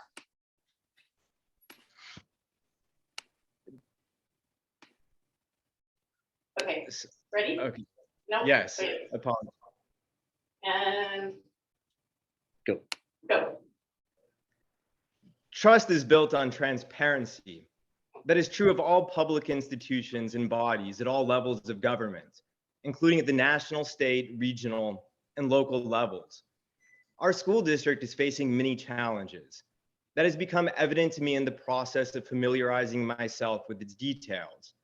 We have experienced an enrollment exodus and a crisis of confidence, and significantly, We're in the process of selecting the next superintendent who will be entrusted with leading our district during this difficult period. At the same time, it has also been humbling and inspiring to see the passion and dedication of so many staff, board members, parents, and members of our community to educating our children and preparing them for wherever life takes them upon graduation. In particular, it has been heartening to see the high level of engagement on thought exchange regarding the characteristics that our community seeks in the next superintendent. Unsurprisingly, transparency emerges the paramount quality in the person selected for that role. And transparency and the courageous conversations that it enables is what will allow us to work collaboratively to craft an education that is tailored to each child. I want to thank Maggie Tide Tucker as the president of the school board and the rest of the members for the care it has exercised so far in the initial stages of the superintendent search and for involving the community in seeking its input. If we continue to engage in an open, transparent, and deliberative process, it will go a long way towards restoring public trust and showing the community that the doors of dialogue are open rather than closed. I firmly believe that better days are ahead and that our district will once again be a beacon that shows what a small, passionate, and well-educated community can achieve in public education. But first, we must focus on the facts, both good and bad, and engage with one another in civil conversation, even if that sometimes means criticism. Then we must act with courage, conviction, and ethical integrity as we prepare and plan for the future, transparently and transformatively. Thank you for your time tonight. Thank you very much. That ends public input. Our next item is, we're picking up with the rest of the agenda now, and it's Board Policy 1800 OE10 Instructional Program, MIHS English Language Arts Novel Adoption, the best we could do. This is a first reading. This is a first reading, and Director of Learning Services, Jamie Prescott, and our Deputy Superintendent, no, it's not Jamie. I apologize. I think there's someone on Zoom maybe who's going to come in and talk to you about this graphic novel and its use within our 12th grade English program. I'm talking slowly while they bring up the staff member. And as you can see in the documents, we've attached the copy of the instructional materials form that is used by our instructional materials committee. Am I still stretching? You're good to go now. All right, so now I'm going to turn it over to Learning Services with Dr. Rundle introducing our teacher that's here to represent all. Ms. McCon, do we have anyone else that we need to promote, or are you the lone representative tonight from the English department? I'm the lone representative tonight. Great, welcome. A little bit of background on this particular novel. This was first brought to the Instructional Materials Committee just before COVID-19 was really happening. And it was brought forward as a pilot from Patrick Rigby and the team who teaches the CREST block. Their desire for bringing this forward was to incorporate both the historical perspective as well as the narrative perspective that it offers and the teaching in that particular course. As the English 12th department, or excuse me, as the English department at Mercer Island High School has continued to grapple with new texts that they want to add to courses, Katie McCon, who teaches in the English department, brought the text forward and had asked if this is something that we could bring forward to the Instructional Materials Committee. I'm grateful that she did, because in full disclosure, a pilot always needs to come back through the Instructional Materials Committee if it's going to be core, or it needs to drop off and no longer be used. So her timing was fortuitous because it gave us the opportunity to bring it back to the Instructional Materials Committee. However, the team who brought it forward, led by Ms. McCon, had asked that we not just have it approved for the CREST block, but also for all classes in English 12. So tonight's request being brought to you as a school board did go through the Instructional Materials Committee. It was unanimously approved to bring forward this evening. And it will be for core adoption if you approve it for our English 12 and our CREST block class. With that, Ms. McCon, let me turn it over to you to talk a little bit more about the text, how it can be used, and then we'll answer some questions. Yes, so thank you all for your time. So like Fred said, I'm Katie McCon. I teach English 9 and then part of the AP US Literature block, AP American Studies block at the junior level. And I'm speaking on behalf of the English department, particularly our English 12 teachers and also the CREST block as well. And so I love this text. When I read it, I cried, and I want a book that I teach to make me feel something about the text. So it's a graphic memoir, and it would be taught at the main campus of the high school in companion with Persepolis by Marjane Safrapi, which is already a core text adopted for all of our English 12 classes.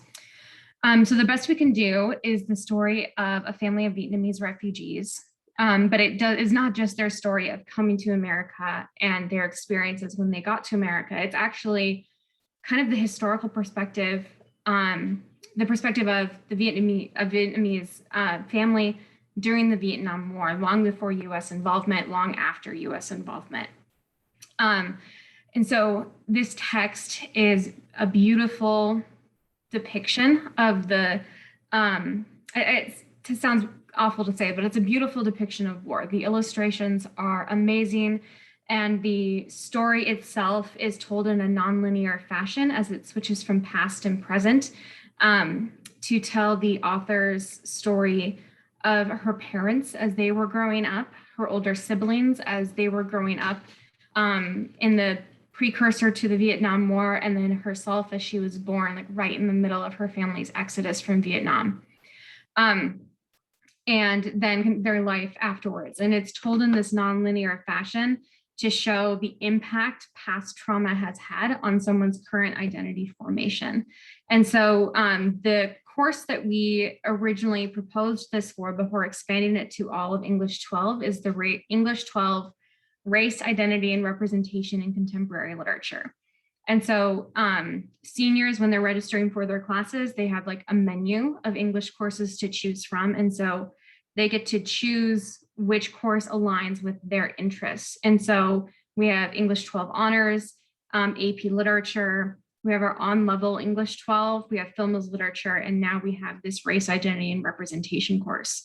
And so it's currently 18 students who are highly motivated to explore kind of the intersection of identity in relation to literature and how it's represented as such. And this text explores identity in relation to trauma, both observed as the author watches her parents grow and mature, and then within herself, so that internal identity exploration as well. So we're all very excited about this text. We really hope it gets approved, but I guess I could talk forever about it. So I guess I'll open it up to questions now. I don't have a question as much as a comment that I borrowed this book from the district and read it ahead of the meeting, and I really enjoyed it. I thought it was fantastic. As you mentioned, it's not an immigration story that starts when the family touches foot on US soil. You know, it's very much about the world that they lived in before and how it was beginning to be disrupted even before the war, and how many dislocations they experienced before this final dislocation of moving to US. So I thought it was fantastic. I look forward to having more kids read it, and thank you. Thank you. I just want, I'm partway through, and I do actually intend on getting through it. What I love about, well, first of all, I love the story, and I love the perspective of how it's jumping back and forth, and the trauma and the relationships and the complications of multi-generational families. You know, so many of us feel like we're the only ones that go through this, right? But we're not. But also that what I love, and especially for the seniors, is, you know, books don't have to be hard, and like hard to absorb in order to learn. And That's what I really like. I've actually never read a graphic novel this long. I'm old, so I didn't grow up with them, but I really like that part of it, that it's, that there's something that everyone can find and understand and yet really find meaning in. So I really like that you guys are, using that you guys are looking at this in a way that, really everyone can attack it and then get those deep meanings and deep discussions about. So, and it's not about the difficult reading, it's about the deep meaning. So. Tam, I see your hand up. Thank you for picking this book, Katie. This is, I got to meet the author when she first started doing her book tour. And my kids read it. My oldest read it when he was 10, when the book first came out. But I think it's really important that you all start thinking about how, as you're doing this, that I see how you're intentional about picking narratives from first person account, where it's so important, because when we hear of a war, right, like the Vietnam War, we either hear it from the Vietnam communist perspective, or we hear it from a very, what I call white male professor's perspective, right, like American perspective. And this is so important to hear from the refugee perspective, and it helps us to understand, there's multiple perspective and the impact of war, and also help us to understand current challenges of our refugees, the Afghanistan refugees who are coming over here, because different factors that lead into challenges, but really the same struggle as they acculturate to America. So I think it's really important. And at heart, it is really just a family story, and how that, and actually I find myself using the title of the book in a lot of my conversation, in helping to explain between generations when kids get really frustrated at their parents. Why did they do this? And I think the whole theme is like, well, they did the best they could, the best we could do. I think that's really a wonderful theme to help, children and refugee immigrant parents, and I think all parents, right, to kind of understand the challenges of how their past, it influences how they are today, and having that empathy, the intergenerational empathy, is really powerful. So this is a great book. So thank you for bringing it up to the board. Right. Thank you. I guess I want to respond to some of the things you all have said, just I think for your understanding. Because English 12 is an interest-based course, it has a lot of different abilities within it. And so we were very intentional as we were looking for books to make sure that they would be accessible to all of our learners. And Director Din, I also appreciated what you said about having that refugee perspective, because prior to senior year, the students' understanding of the Vietnam War comes from their US history course and from reading the things they carried as juniors. And so this is kind of a nice 2-year progression for the students to see these two different sides of a very intense issue in our cultural history.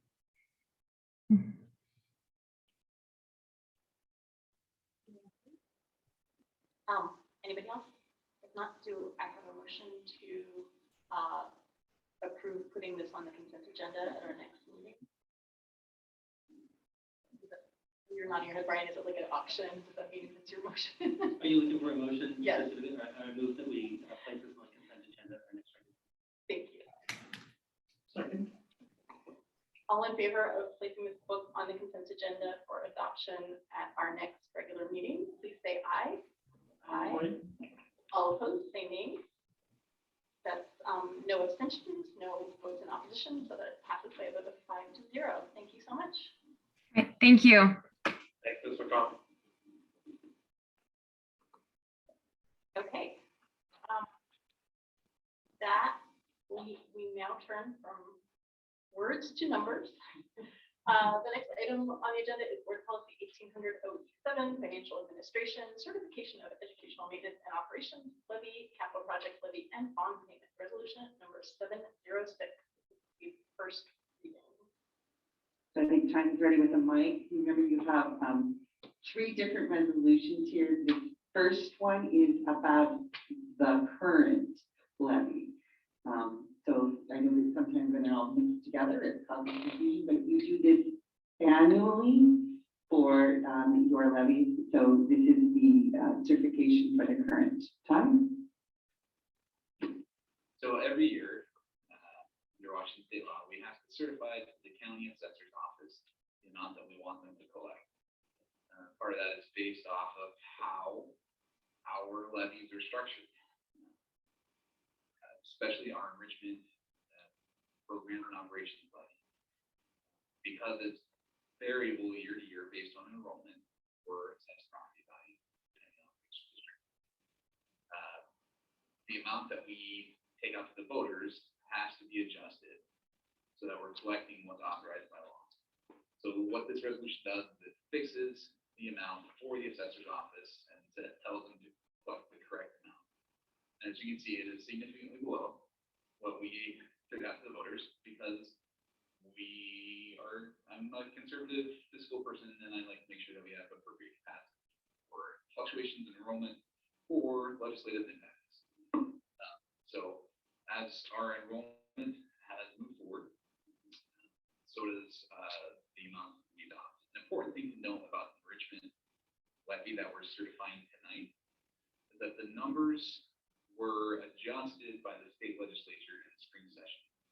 We are collecting the levy based off of the 2019-2020 school year.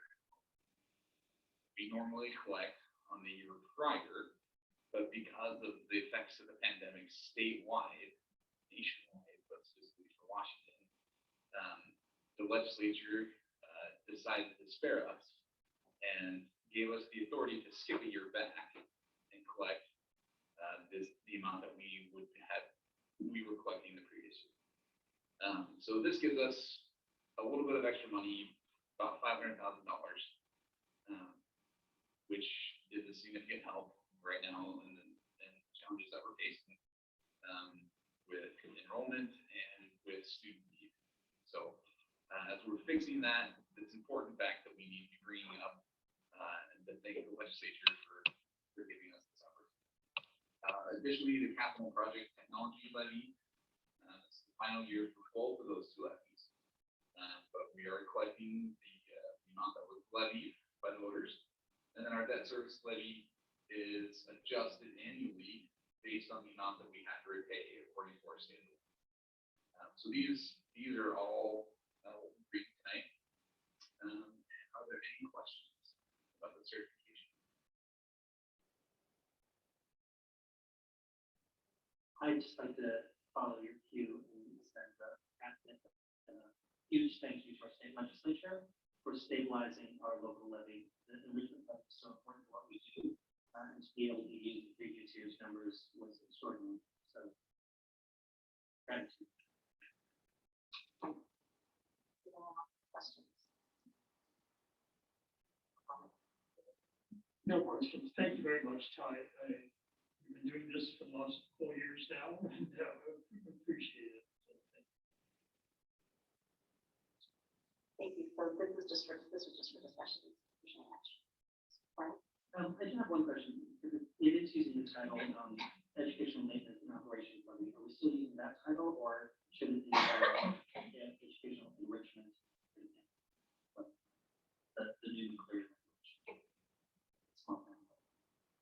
It's in the subject line of our board docs here.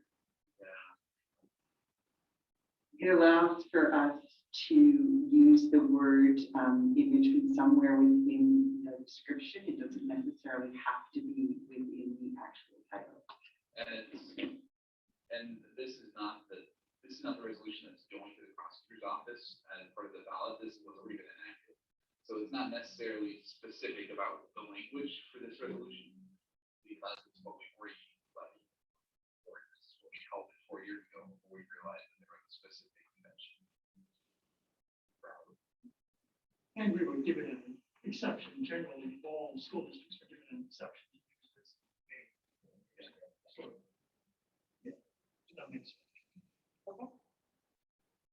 Those at home, we're having a little bit sound of the percussion section of the band in the background.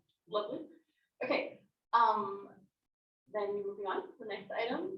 The next item is Board Policy 1800-06, budgeting / financial planning, authorization of capital projects and technology levy and replacement of expiring levy. Resolution number 704. This is the second. Thank you. That was going to be my point. The certification was a first reading. It will be at your next agenda for final approval. This is final approval if the board so chooses and takes action for this levy resolution. And so I will let Ty go through a few pieces and then any further discussion that the board wants to have. So that's actual resolution, Fred, if you would mail it. Let you review this. And since this resolution 704 is specifically relating to capital projects, technology, we could skip the first few slides. I'm going to share my screen. Okay. So attached to the agenda, we talked extensively about the capital projects and technology level, but in how capital projects, when we levy for capital projects, they are for projects that extend the lifespan of our physical assets, of our buildings, allow us to do renovations, and then adjust the learning space that it needs. So we have two documents on here, the 2016, the 2016, 17, 21, 22 levy project summary update. This is a list of everything that we've done so far, including the list of what we've scheduled for the current school. Some highlights on this, what we've done with the levy, because it's important that we talk about the things that we've done when we're asking for more. For renewal, we've returfed and retracked the stadium at the high school. We added a security vestibule at the high school. We added security vestibule in all of the elementary buildings. We did a massive renovation on Mary Wade Pool. Not that you can see it, because all of the underground stuff is really kind of nerdy for us finance and capital. Other big projects, re-roofing the middle school. The middle school is a big project. We've had some playground updates. We've had combined project with the city with 42nd, and I had forgotten about this, but with the 42nd Street pathway that our students use to get to the high school. That was a project that we did in conjunction with the city. So that's going back ways, but it shows a lot of grounds. Security system upgrades, or radio upgrades is something that we did. I've probably been talking about a lot, but we upgraded the district's radio infrastructure for the transportation and buildings. And so now we communicate more clearly. We had a lot of gaps in coverage where we couldn't talk to some of the buildings with our frequency. So we fixed that season progress. It's also given us opportunity to look at other potential uses for the radio power. And then looking at projects to come for the capital side. All right, so we got are you sharing, Fred? I'm sharing now. All right, you're sharing. Go back to. You want to go back up? Nope, too far. There it is. There we go. I apologize. Thank you. So great thing that we need to remember is that the capital levy is on a 6-year cycle. So every other levy cycle with the enrichment levies. And things that we're looking at, and this is a quick summary of some of the highlights that's in the massive other document that we have out. That we'd like to try to achieve in the next levy. Some of the things that we are doing: general replacements, paving, carpets, furniture, generators, the emergency generators. Having survived the windstorm this week, it was a great testament to Tony's foresight that we had actually replaced some of the generators in our buildings, specifically west, which did install. We had the new generator up there up front. So replacing the rest of the generators in the buildings is on the next levy. Life cycle replacements, so things that hit the maximum usage, and then we replace the gym curtains. The roof is going to need to be replaced. It's got 7-year length. Roofing that's starting to leak out, and then classroom upgrade. These are some of the things that are smaller modifications that we you would like to do, but there are some things that have been requested that will need to wait for as part of the facilities. Some of the things that we would like to try to achieve is some upgrades to music rooms, as well as upgrades to radio. Something that we is making and opening the classroom into the radio booths. Because right now, out around the hallway and into the radio booths, and it provides a challenge for the supervision students and also other students to watch the broadcast progress. So that's one of the things that we'd like to try to achieve with the SNAP button. And then other facility improvements, field lighting. We have a lot of fields that don't have lights. We'd like to get that done. We'd like to redo the tennis courts, repaving and putting some lights at the tennis courts. Also, we have an awesome opportunity from Mary Wade Pool, King County Parks Department at $1 grant. So for every dollar that we spend, we'll get $1 from the county. That means if we spend $2 million, we get $2 million. We can put $4 million in Mary Wade Pool and actually have some visible upgrades like the locker rooms, the site, the benches, the viewing platform. Also, we're going to have to put sprinklers in. It's counterintuitive that we have fire suppression systems, but based on the occupancy of the building, that's one thing to have to look at. Two of the other really big projects that we're putting in is replacing the fuel tank in the bus lot. So that needs to happen. We share it with the city. And the other part is planning for and potential implementation for the transition to electric vehicles in our old bus fleet. So there are likely going to have to be significant changes to the bus lot, which will trigger other changes that we have to make because of the department they call it. So those are some of the big projects. And there's a complete list attached to the agenda tonight. That's what we have. Technology plan, because there's two sides to the cafe plan. The technology plan still on the C6-year cycle, hand in hand with capital projects. The technology side of Levy handles our technology coaches, building techs, district IT staff, professional development time. So it does revolve a lot around how we get the technology into the hands of the teachers. So that's a big component of it. The other part is the curriculum and software. So buying the technology with the coaches along.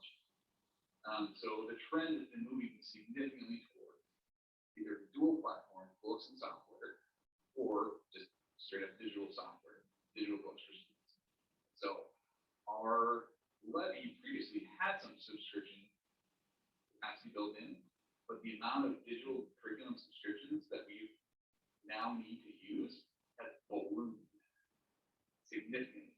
So that's one of the reasons why the levy that we're bringing out to the voters is higher than the last at that levy, is because of the increased costs, not just for the staffing, because staffing costs have gone up, but it's also costs for curriculum and software, expansion of those as we move out, additional classroom projects from media boards.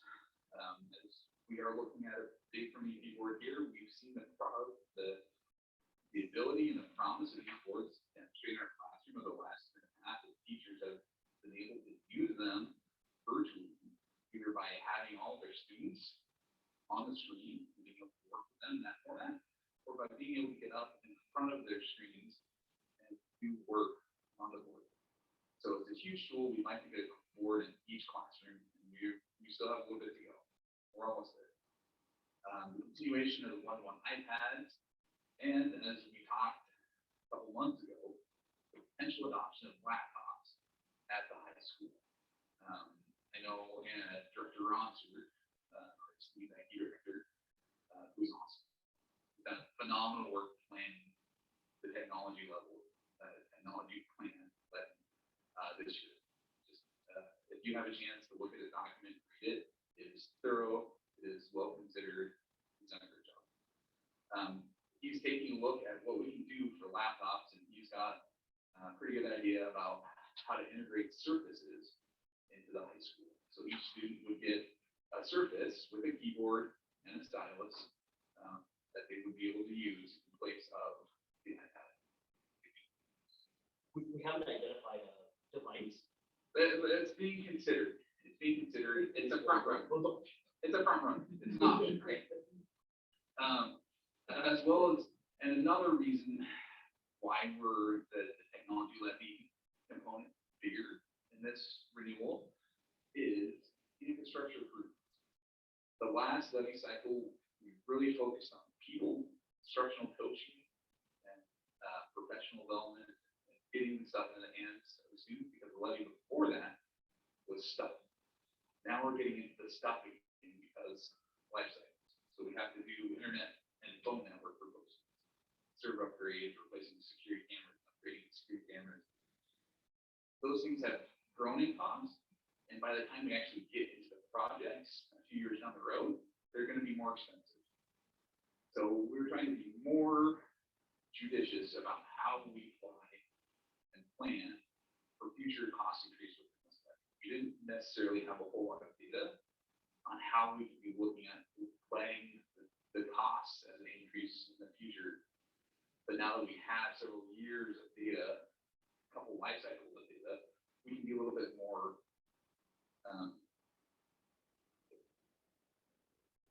presumptive about how we look at costs in the future.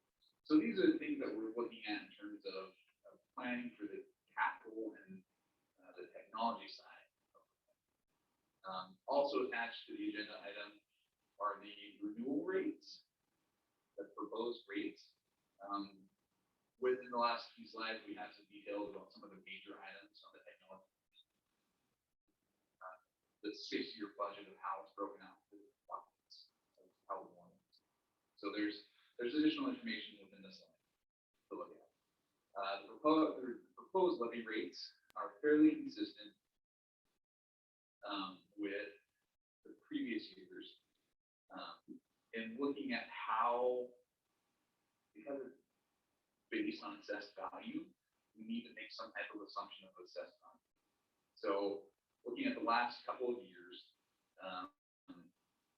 assessed value has been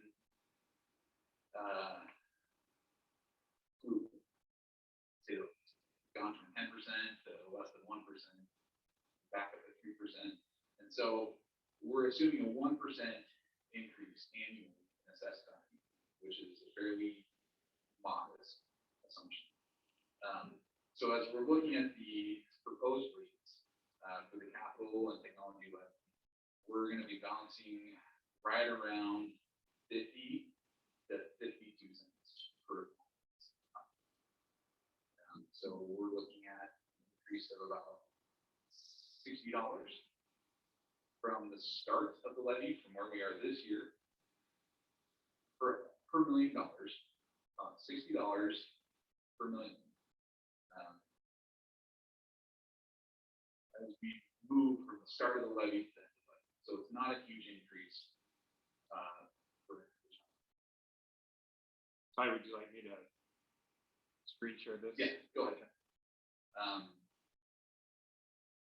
I do have an updated chart that's a little bit more descriptive than this, and it has that $1 million assessment, like what would it look like per million, and we'll correct that as we will have posted tomorrow. So it's a bit more informative. And that's really about it for the capital of the levy. Are there questions? Sure, thank you. This was very comprehensive. Couple questions. First, can we use there's a confusion between levies and general fund sometimes. Can we use general fund for the levies for these projects, the capital project and the fact project? Can we use the general fund to pay them at all? And the other question is, can these levies be So general fund is descriptive in its name, specific. It's general, you can do anything with it. We can do improvements, facility improvements, we can do upgrade and update technology out of the general fund. It's the general purpose. So we can do that. When it comes to using capital and technology dollars to support the general fund, capital and technology dollars are restricted. They are specific purpose dollars we are voted on for specific use. They are restricted in use. There are provisions, however, that allow a district to borrow the money and then pay it back. So if needed, we could borrow from our other fund, the capital projects. But we would have to pay it back. It is not a quick transfer. It's the thing that we really have to be considered of. Because we would have to plan. Thank you. So pretty much, if we don't have these levies, we wouldn't be able to purchase these technology, and we wouldn't be able to maintain our buildings. Yeah, they are significant asset in our ability to make what we have and keep those. Thank you. This is an easy question. So I know we're going back to the 2019 enrollment numbers. So those are that's the number we have for the entire 6 years. So No. enrichment is the only levy that's tied. Okay. Capital projects and technology are based off of projects that we are planning to achieve within that levy window, within the cycle. So as we're looking at how much we are trying to ask the community to support, we look at the projects that we need to accomplish, the technology that we need to purchase, and all these things. We're making assumptions that within 6 years, the money that we're collecting is going to be sufficient to do all these things. And so it's really based on project cost. Ty, will you just make sure you talk about the difference between the collection based on student enrollment versus property value on those two? Yeah. So when we get to the enrichment, I'll definitely cover student enrollment. That's the second part of that. Yeah, the second part. Transportation is also really about how many buses do you want to buy. So it's not, but getting into enrichment, there are two things that are a factor, and we can cover this when we get to enrichment.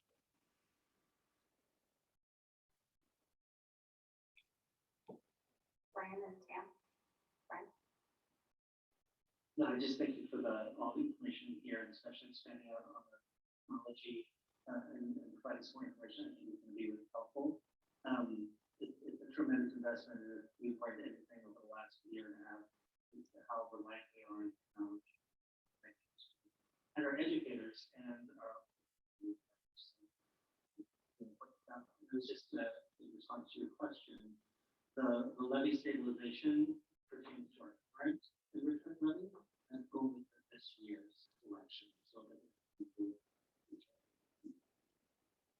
Pam, do you have anything? I wanted to sorry. Oh, yeah, absolutely. Actually, just before you do, so I don't forget, I just wanted to add on to what Brian just mentioned about technology and the importance of investing in technology, and just in general, the importance of investing in our schools. Because during the last year and a half, the fact that we had previously invested in our schools and had more space per capita in our district made it possible for us to get kids back in school on a hybrid basis sooner than a lot of other districts that don't have enough space to meet first the 6 foot and then the 3 foot requirement. And that's just one example of how like investing proactively in better facilities for our district has paid off directly and be able to get kids back in school. This question might be more. This question might be more for Ann Reeves, but going back to the potential laptop adoption and one-on-one iPads, I know earlier in the year you had some communication with students. I think it would be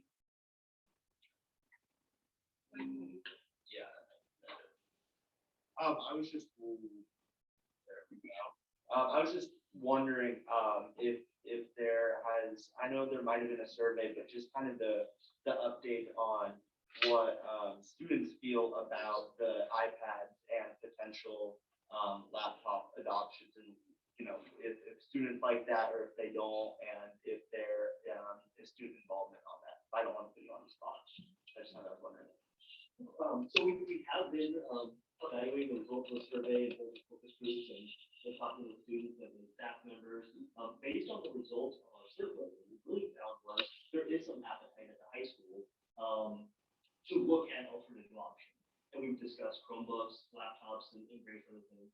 The point of the survey was not just to look at the device itself, because ultimately the device is not what matters. It's how the teachers are utilizing the device to deliver curriculum and to instruct our students, and how students are using that device to then represent their knowledge and understanding and comprehension.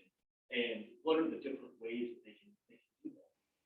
The survey showed us that our iPads are being utilized, and we saw significant increases over our online and remote learning periods where we grew in our ability to do that. And we often talk about how a lot of our teachers and students were all pushed into the pool, right? And they were forced to utilize more of those online instructional tools. It got us out of our comfort zone a little bit. So we saw some great feedback there, but we also saw some opportunity. And I think that's one thing that we can take away from this, is that there's always opportunities for improvement. And that's what our feedback shows is, yes, our tools worked. We were able to support online learning. We were in a great position to do so because of the investment that our community has made in our schools, in our technology, that there's opportunities for improvement. And so at the high school particularly, there was some definite interest in a potential laptop model and looking at that. And so we're going to continue that conversation. Ty and I have been talking about possible funding and how we structure this next tech levy to be able to continue to support that model. And so it's something that I think we're very excited for. It's something that we want to continue to explore with our staff, with our students, with our community, to ensure that we're meeting their needs. Thank you so much.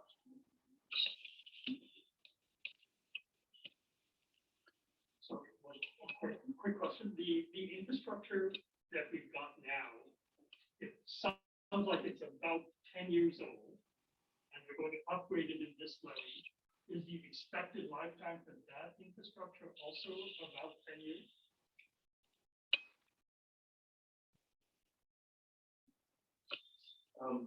So I am currently working with some resellers to discuss that exact thing. We did do a large infrastructure upgrade between 2011 and 2013. And what we're seeing now is the technology advancements are really what's driving this, and the ability for our vendors to be able to support the equipment. Right now, we've been able to increase our internet bandwidth from 1 gigabyte to 2 gigabytes to 5 gigabytes. We continue to make improvements, and we've made improvements in our wireless network infrastructure. But we want to make sure that we can continue to support current standards, to meet the need as we see more demand for bandwidth within our classrooms. We saw that with hybrid as teachers were going, how do I balance in-person and remote and various things like that. So while the equipment is still powering on and working, it's really about that functionality, the capabilities, and then the security infrastructure of that as well. Because right now, one big piece that we hear about is online safety and security. That is something that we put a great deal of time and thought into. And we want to make sure that we're not only providing services for our students, but we're keeping their data safe as well.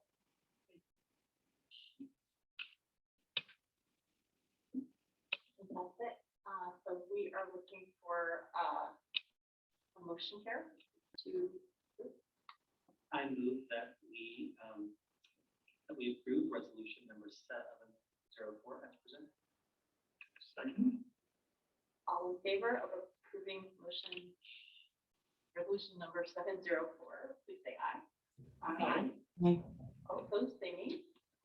Okay, no abstentions. That passes by a vote of 5-0. Number 2 of 3 three is the 4-year renewal of our educational enrichment levy. And so we're going to switch to, I'm not sure, I think, is it the same slide there, Tosh? It is The same slide deck, but the slides that talk about the enrichment levy, we'll go through those, and then the actual levy in and of itself. Go ahead, Tom. So, as we've talked about in the past, the enrichment levy is a 4-year cycle. So it lines up differently, the capital project technology. It is used specifically to support the basic education portion and to expand services. We know that the state says they fully fund education. We beg to differ. And this is a perfect example of one of the reasons. Right? So the levy formula, and this is as you've been talking tonight about how we get the enrichment levy formula. It used to be clearly a percentage of the previous year's spending of our teachers. When the state legislature adjusted the state funding models as part of this McQueary lawsuit settlement, they adjusted our levy formula. And they said that we could collect the lesser of either $2,500 per student or $1.50 per thousand of assessed value. Mercer Island assessed value is fairly generous. And so we would be looking at significantly higher levies under that formula. So we are at the $2,500 per student. Now, within the law, that number, $2,500 per student, is adjusted annually for inflation. So for the current school year, the levy going out that we certified tonight, that levy is $2,742 per student. So it's gone up about $200.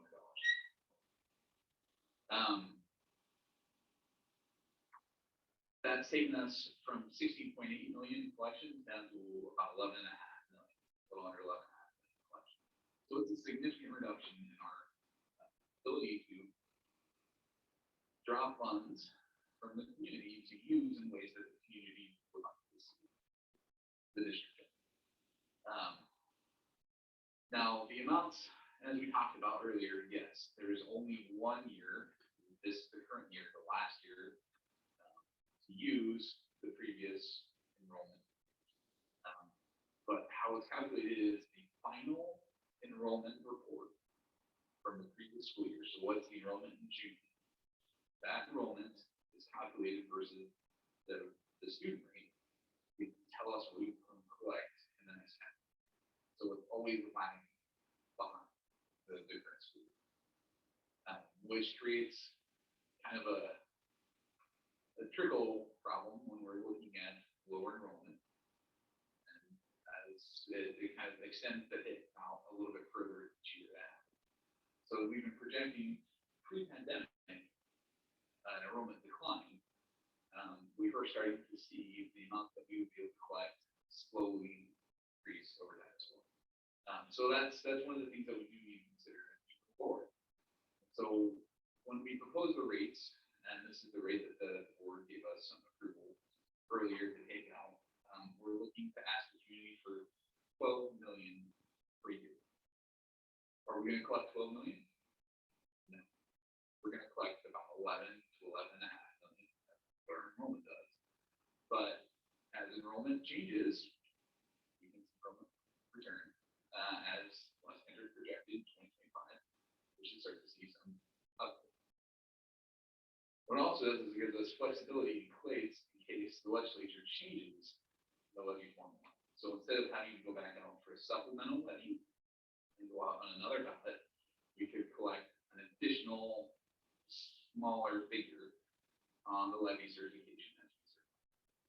So it gives us flexibility to respond not only to student enrollment changes, but legislative changes. So if you want to go to the next slide. Things to consider as we're looking at renewing the levy. The levy represents 17% of our budgeted revenues. provides 40% of our special education funding, that's $4.5 million, which is, I mean, it blows my mind. And the things that we've used the levies for over the last many cycles of Roy, additional staffing beyond the prototypical model, teachers, nurses, behavioral support areas, safety staff. Mean that we have more of it than what we are allocated by the state to support our students. And this is, I say nurses on here because this is an especially important category of staff in the last 2 years and moving forward in the next couple of years, especially the behavior support staff that we have. There's a letter being put out or circulated by the ESD for consideration to send to the governor about how districts within King County are struggling to retain their nurses because of the workload that's and how hard it is to not only retain nurses, but to find nurses that want to come work for schools. And until the state helps us get more nurses, more nursing allocations, this is our levy is going to be how we support the health and mental and behavioral health of our students. We use it the levy to support the 7th period day at the high school. We use it to support the 5th grade band program and fine arts programs. We support the expanded elective and EP courses. We use it to compensate our staff above the state funded average. We are a small district surrounded by huge districts that have space to grow and expand. And as such, the wage competitiveness within the region is extensive. And without the levy, we would not be competitive to attract staff. Professional development opportunities. The professional development that helped our middle school with the grading for equity push that they've been making has been funded through our levy. And then supports the student enrichment program, clubs and music and other activities. So we use it extensively with it. So if we could hop over to the closed levy. Are there, while Fred's moving slides, are there any questions so far about them? Well, just a comment that that last slide that you went over, the enrichment levy, those are great talking points as for board directors as we are out kind of promoting the levies in the community, like at PAC meetings, things like that, the public. That's a great slide. Slide number 4 in that presentation, in case anyone wants to have a copy of it when they those are not things that any Mercer Islander wants our kids to go without, or wants our staff or our teachers to go without. Any other questions? Thank you, Ty. Can I add to that? Because when you mentioned that these are great talking points for us, for the board members, and yeah, when I wonder if there's a time or when it's appropriate for board members to get together to talk about what are some of the strategies that have been done in the past for us to work collectively to promote the needs of these levies. And because I think it's so important, and just even like I don't like the word enrichment levy in a sense where people feel it's an extra, but when you look at all the things that it does, it's really basic education for us, and all school districts should have these kind of services. And I really appreciate, community members like, is it Kathy McDonald, who have taken on the leadership to promote the levy for the community. And I would love for us to have an opportunity as board members to see how we can, I don't know what, I don't, because I haven't been part of a levy in the past. So I would like to understand more of where board members can play a role in communicating or supporting the larger work to, to really tell our story to the community of how important it is to maintain these services for our students. I think that's a great question. I don't know if that's like a study session as a topic, or if there's some other forum where that would be appropriate, because both Kevin and I are new to this. I've served on the last 2 levy committees with Tina. David, you served the last 3, maybe more, 4. So it's always tricky when there's more than 2 board members present at those meetings, but it's really important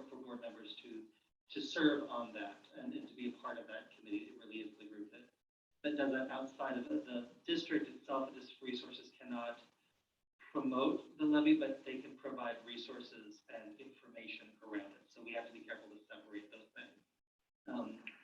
Each board director, along with the superintendent, can provide, as we said, as many times, said, those talking points. Here's the facts of what our levy has been used for previously, and with the renewal, what it will be continued to use for. You can talk about the amounts just as Ty presented to them.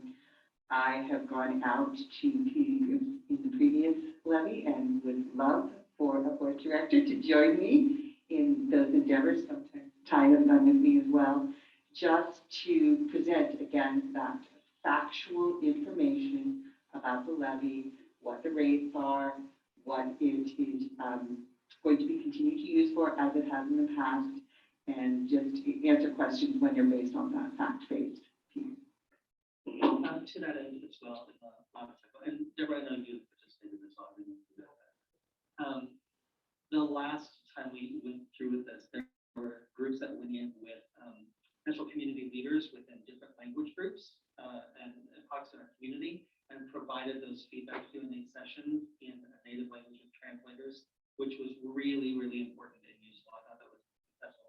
So having staff and board members who are willing to partner in those and talking to the PTAs and Rotary clubs and anywhere we can show up and help provide some information and support is always welcome. That's helpful, thanks. I think, the other question would be is from a district standpoint, will we have a separate page or website that will give actual information? It's already started. It's a little bit hidden. I was just peeking at it just now. I wrote myself some notes on it, and it will absolutely be a task for our communication coordinator. And we have one on board, which keeping up in response, we should have one soon.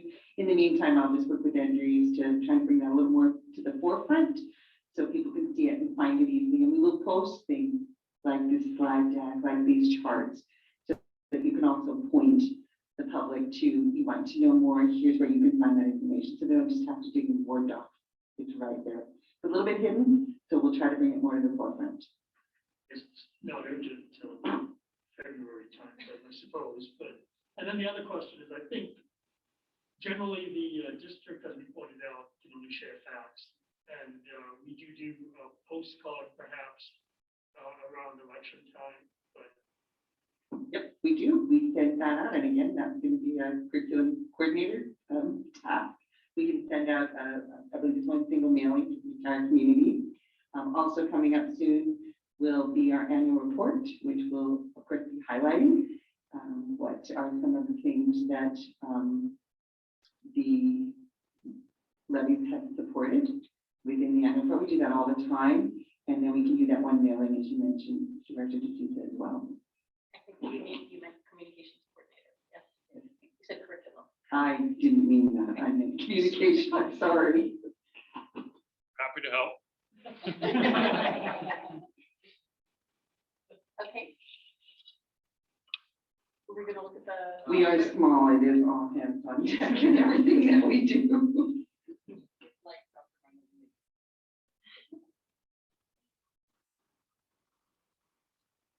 Did you want to go to? Yeah. So here we have the proposed rates. It is further to the right, that the EPNO rate circles right around 75 cents per thousand. And because we believe it's gonna hover based on enrollment around the same, it'll be just a little bit less probably as we decline a little bit based on projection. Again, just remember that when we look at the number that we're levying to the community, this is what we're asking for to be flexible, but the reality is going to be much closer to what we're seeing in the columns above growth, because that's where our enrollment has been. So we will be seeing rates closer to 75 cents per thousand. Any questions?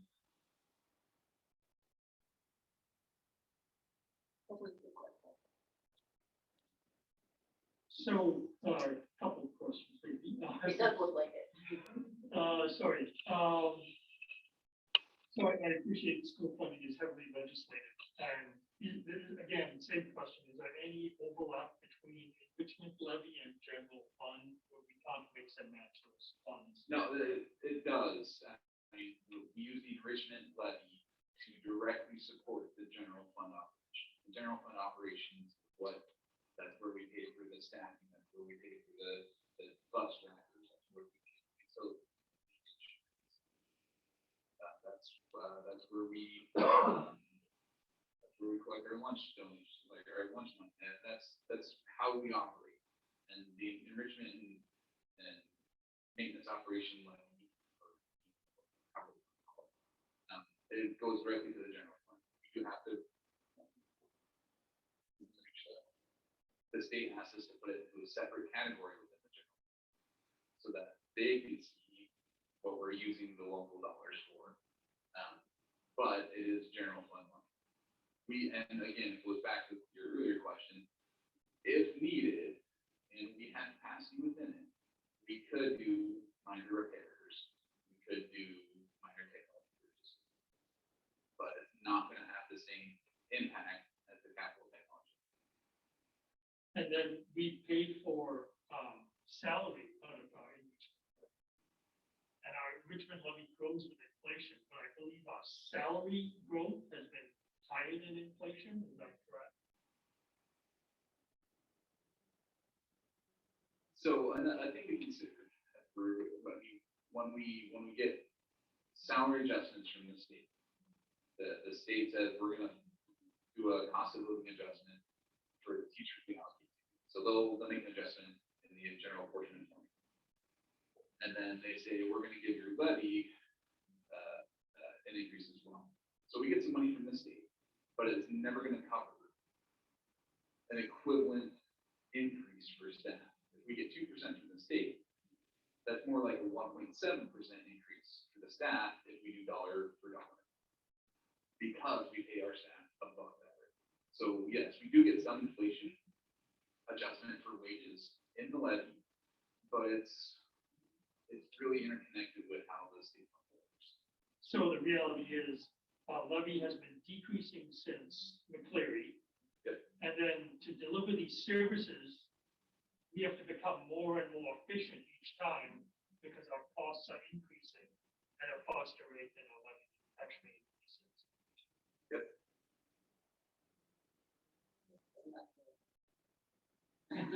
That's coming,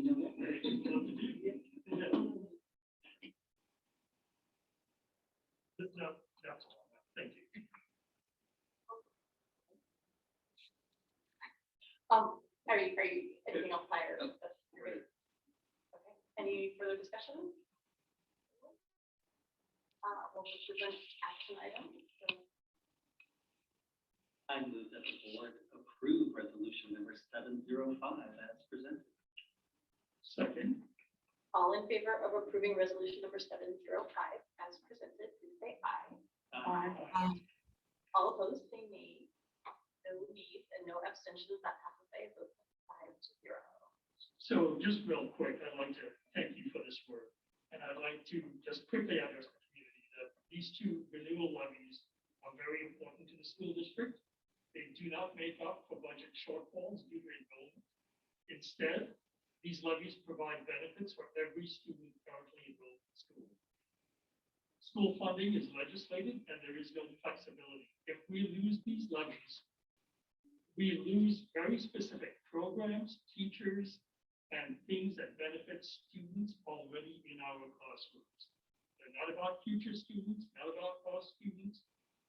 They're about students already in our classrooms that are benefiting from this. So generally, the Mercer Island community has supported these levies with a 70% pass rate. The past year has been very difficult for all of us, but I still hope you will vote for these levies and vote for these students. And these are the people who want to punish for anything. Thank you very much.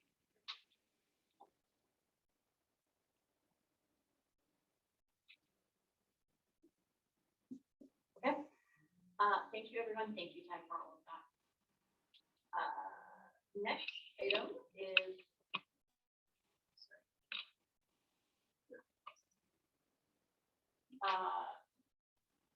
letter F.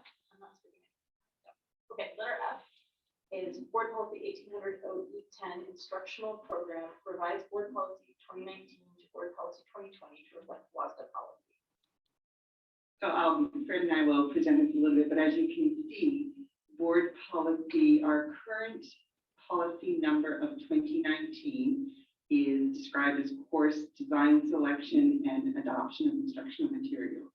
What we're asking the board to do tonight is to just change the board policy number.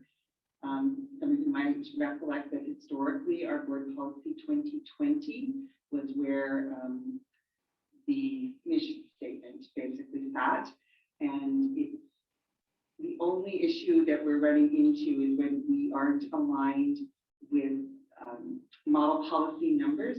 When legislation comes through to correct things, it is easier for us all to be able to look at, oh, that's the same number, and so it aligns more accurately and correctly, and we can find it right away and make sure that we're getting it in the right space legally. Right. I think you said it all. If I can jump in there too, it's also really helpful when you're talking with colleagues across the state, and you can reference a common number in your policy and look at each other's policy for comparison, which happens more often. If no one has any questions or thoughts to share, can I get a motion? I move that we revise board policy number to reflect the WASDA policy. Revise board policy 2019 to board policy 2020. Second. All in favor of revising board policy 2019 to board policy 2020, as described, please say aye. Aye. All opposed, say nay. No nays and no abstentions. That passes by a vote of 5-0.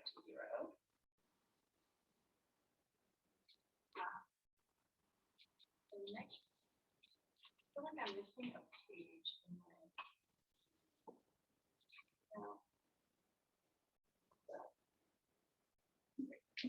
Technical difficulties. Okay, post-monitoring language.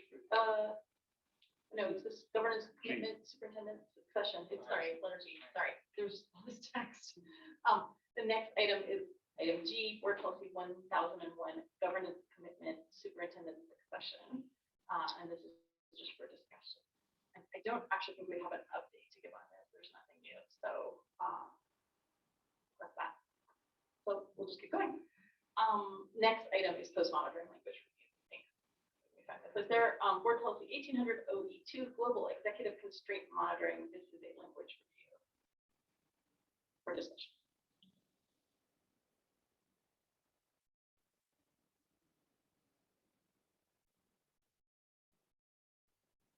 Who's gonna read? Anybody? Nobody has anything review-wise? Okay, we reviewed it. No one has any comments or suggestions? Sure we did. No, okay, fine. Then that was that discussion.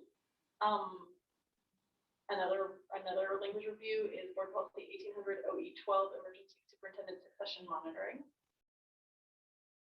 Also for discussion. Nobody, everybody shaking heads. No one has anything to suggest changes. No. Okay. Either. Okay, and with that, we come to the consent agenda. Anyone else change? But you're on a streak. You're on a streak. Keep it going. Move we adopt the consent agenda for the consent agenda as presented. Second. You're also on a streak. All in favor of approving the consent agenda as printed, as posted? Aye. Aye. Aye. All opposed, say nay.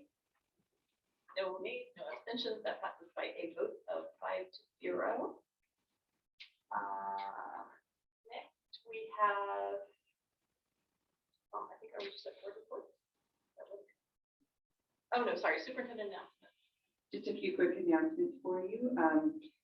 As you've all been reading, the approval for the vaccine for our youngest students appears to be moving through the process, and we've been contacted by our partners to be ready with the clinic. And so our date is November 13th, if all goes as anticipated. So watch for, we said I would save the date, but watch for further information as that evolves.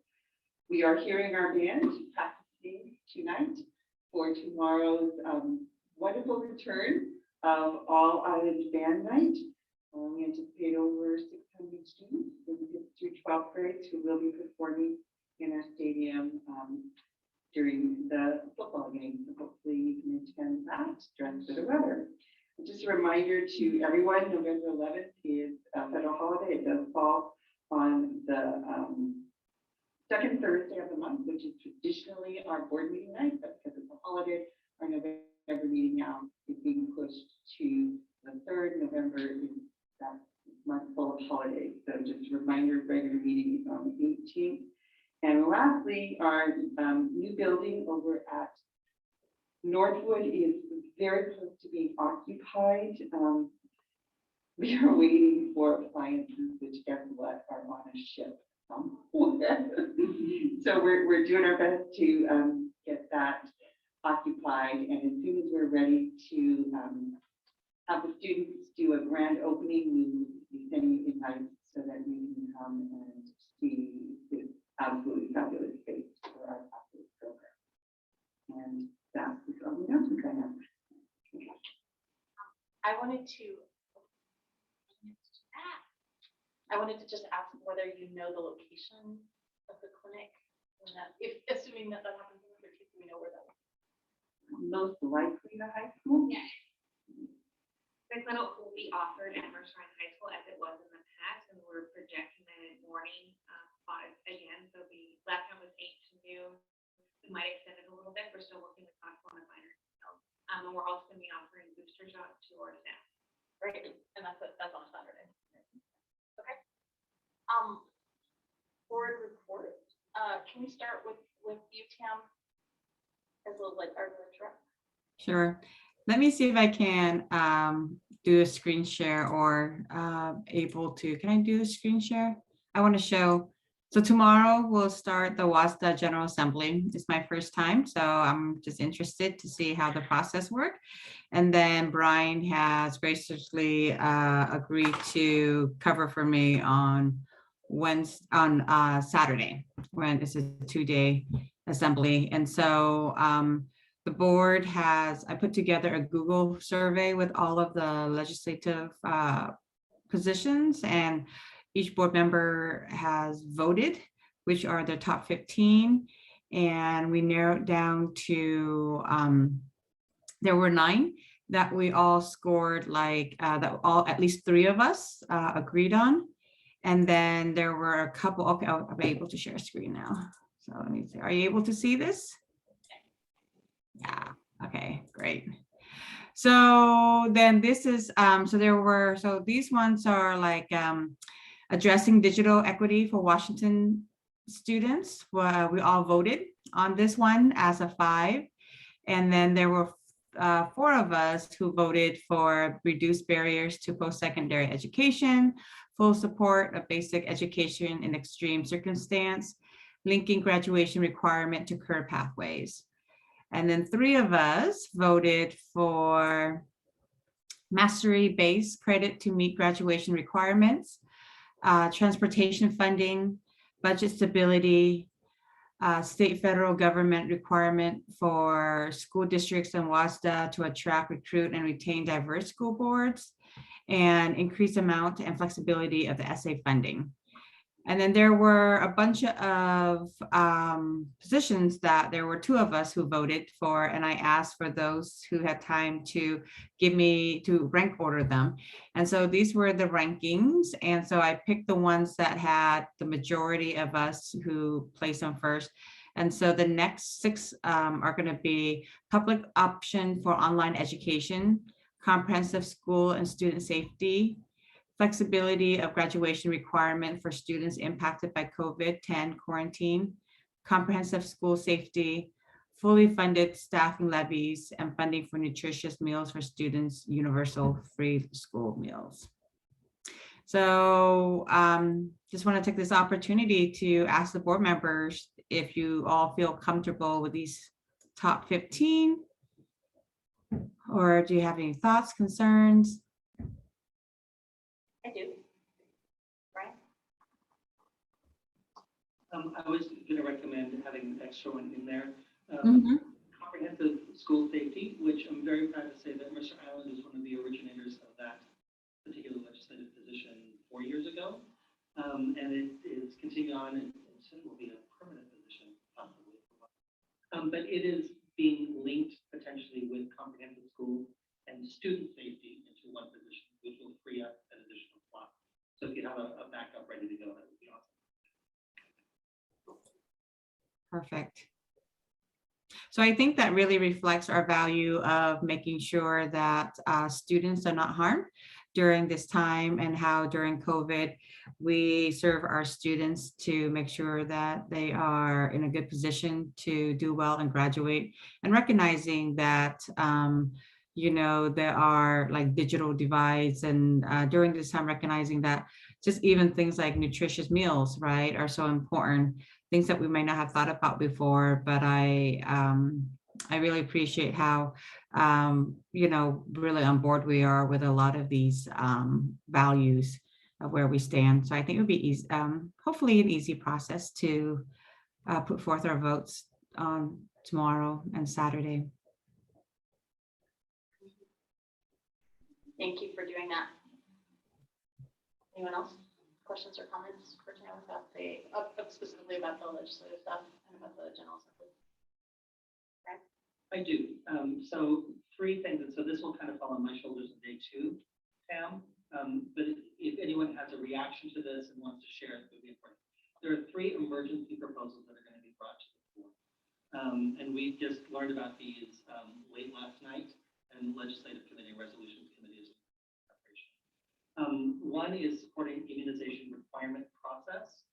This position basically would say that WASDA will support the existing system for approving immunization, requiring immunization for students moving forward. And that the process is robust as it is, and WASDA does not want to weigh into that. So that would be the first emergency proposal, and whether that would be a do pass, do not pass. Legislative Committee recommends a do pass on that one. The second emergency provision is preserving curricular integrity.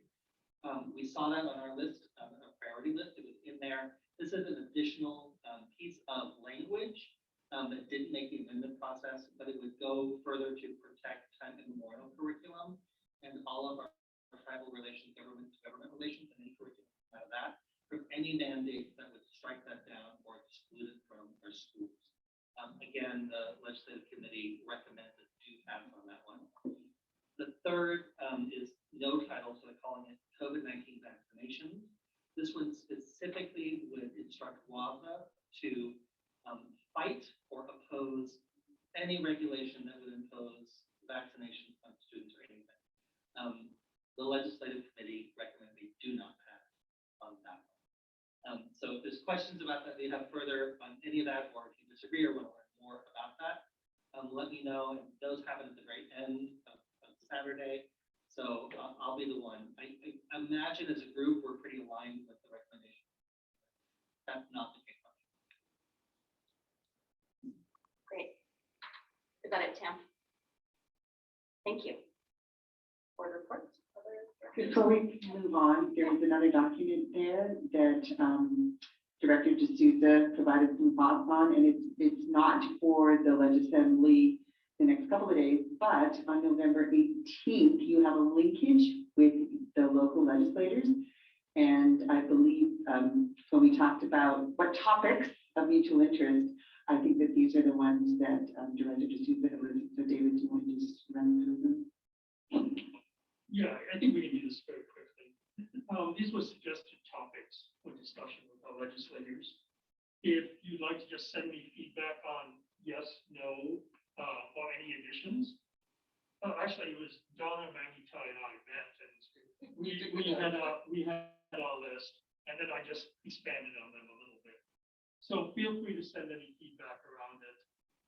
The reality is, the way this will work is you'll at least have the list in front of you when we meet with our legislators, so that you can pull from topics if you like.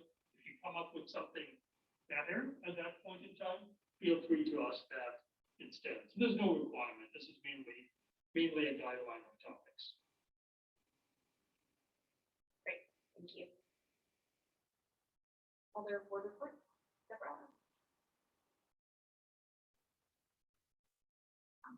I don't have anything. I don't have anything. Brian? Peter?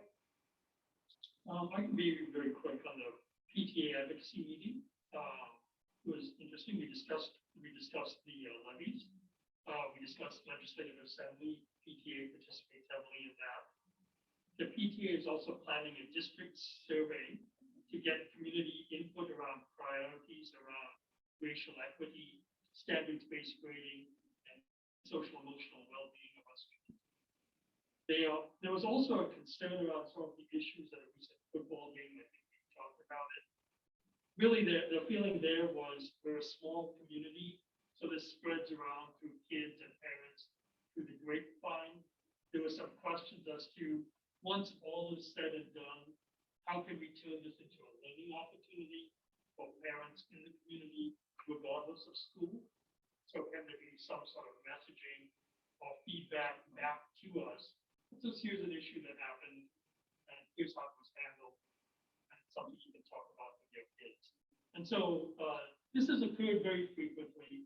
They realize we do have some issues around local control, local knowledge, push the resolution of this to the lowest level possible. But, these things still get out, and people would like to make it a learning opportunity. Finally, there was some concern around the enrollment decreases and the resultant potential budget cuts and the impact it will have on programs and class sizes. The question was, how can the community participate in the prioritization of anything that can be done in this space? And what's the timeline for those discussions? And that's generally what the advocacy committee is talking about and hearing from other committees. Finally, I would say one last thing in terms of diversity. November 4 is actually an Indian holiday called Diwali, the Festival of Light, and it's the Hindu New Year. So it's a very big celebration in India. Lots of candles lit and very fun. So that's all I've got. Thank you.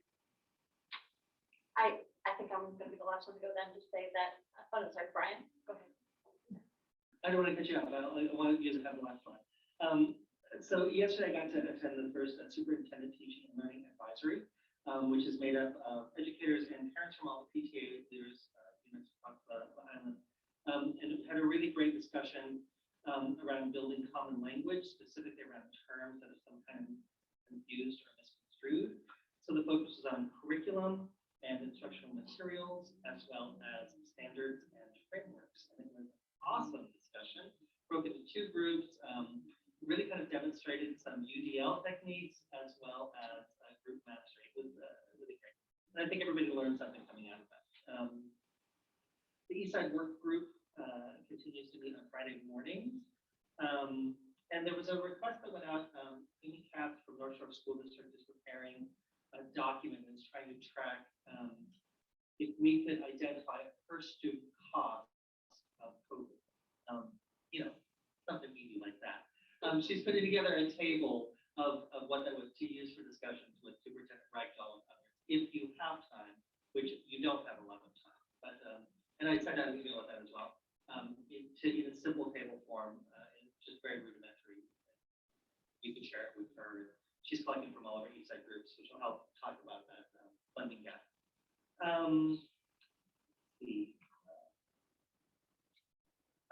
Also, coming out of with our friends at North Shore, a letter that's heading out to OSPI, asking for a revisit to mask regulations for the performance, whether it's time to loosen those a little bit, specifically specifically with actors on stage, as one of the examples of they're still required to wear the mask, even though they're physically separated on stage.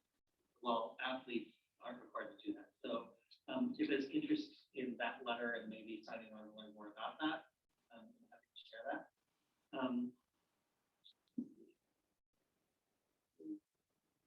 The Mercer Island Youth Forum is coming up. That sounds really exciting. For that. Electric Learn recently was on digital equity, was a really great forum.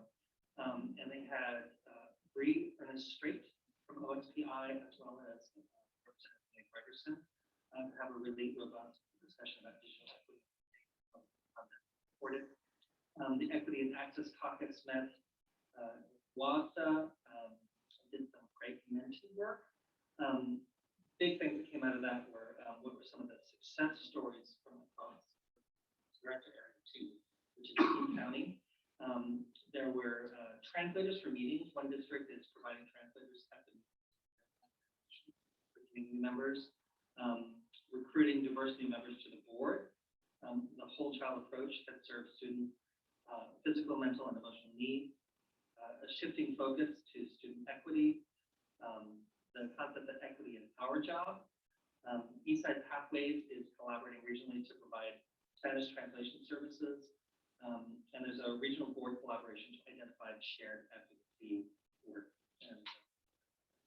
I attended the Lake Ridge PAC meeting. A lot of that was really around getting to know each other and setting norms and standards.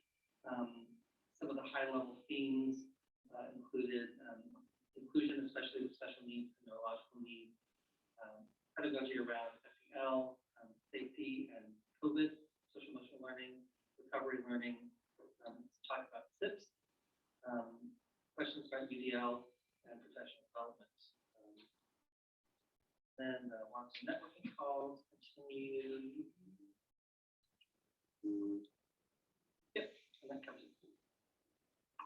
All I was going to say is, as I mentioned earlier, I attended the Northwood PAC meeting this morning, and it was excellent. Just a really great meeting, like really like parents that were really sort of stepping up and speaking out and listening to each other, like seeing things from different points of view and completely like listening to each other and learning from each other, and we all learned from it, and it was excellent. There's already been a bunch of follow-up and planning things and get together and things like that based on it. So it's just fantastic. That's it.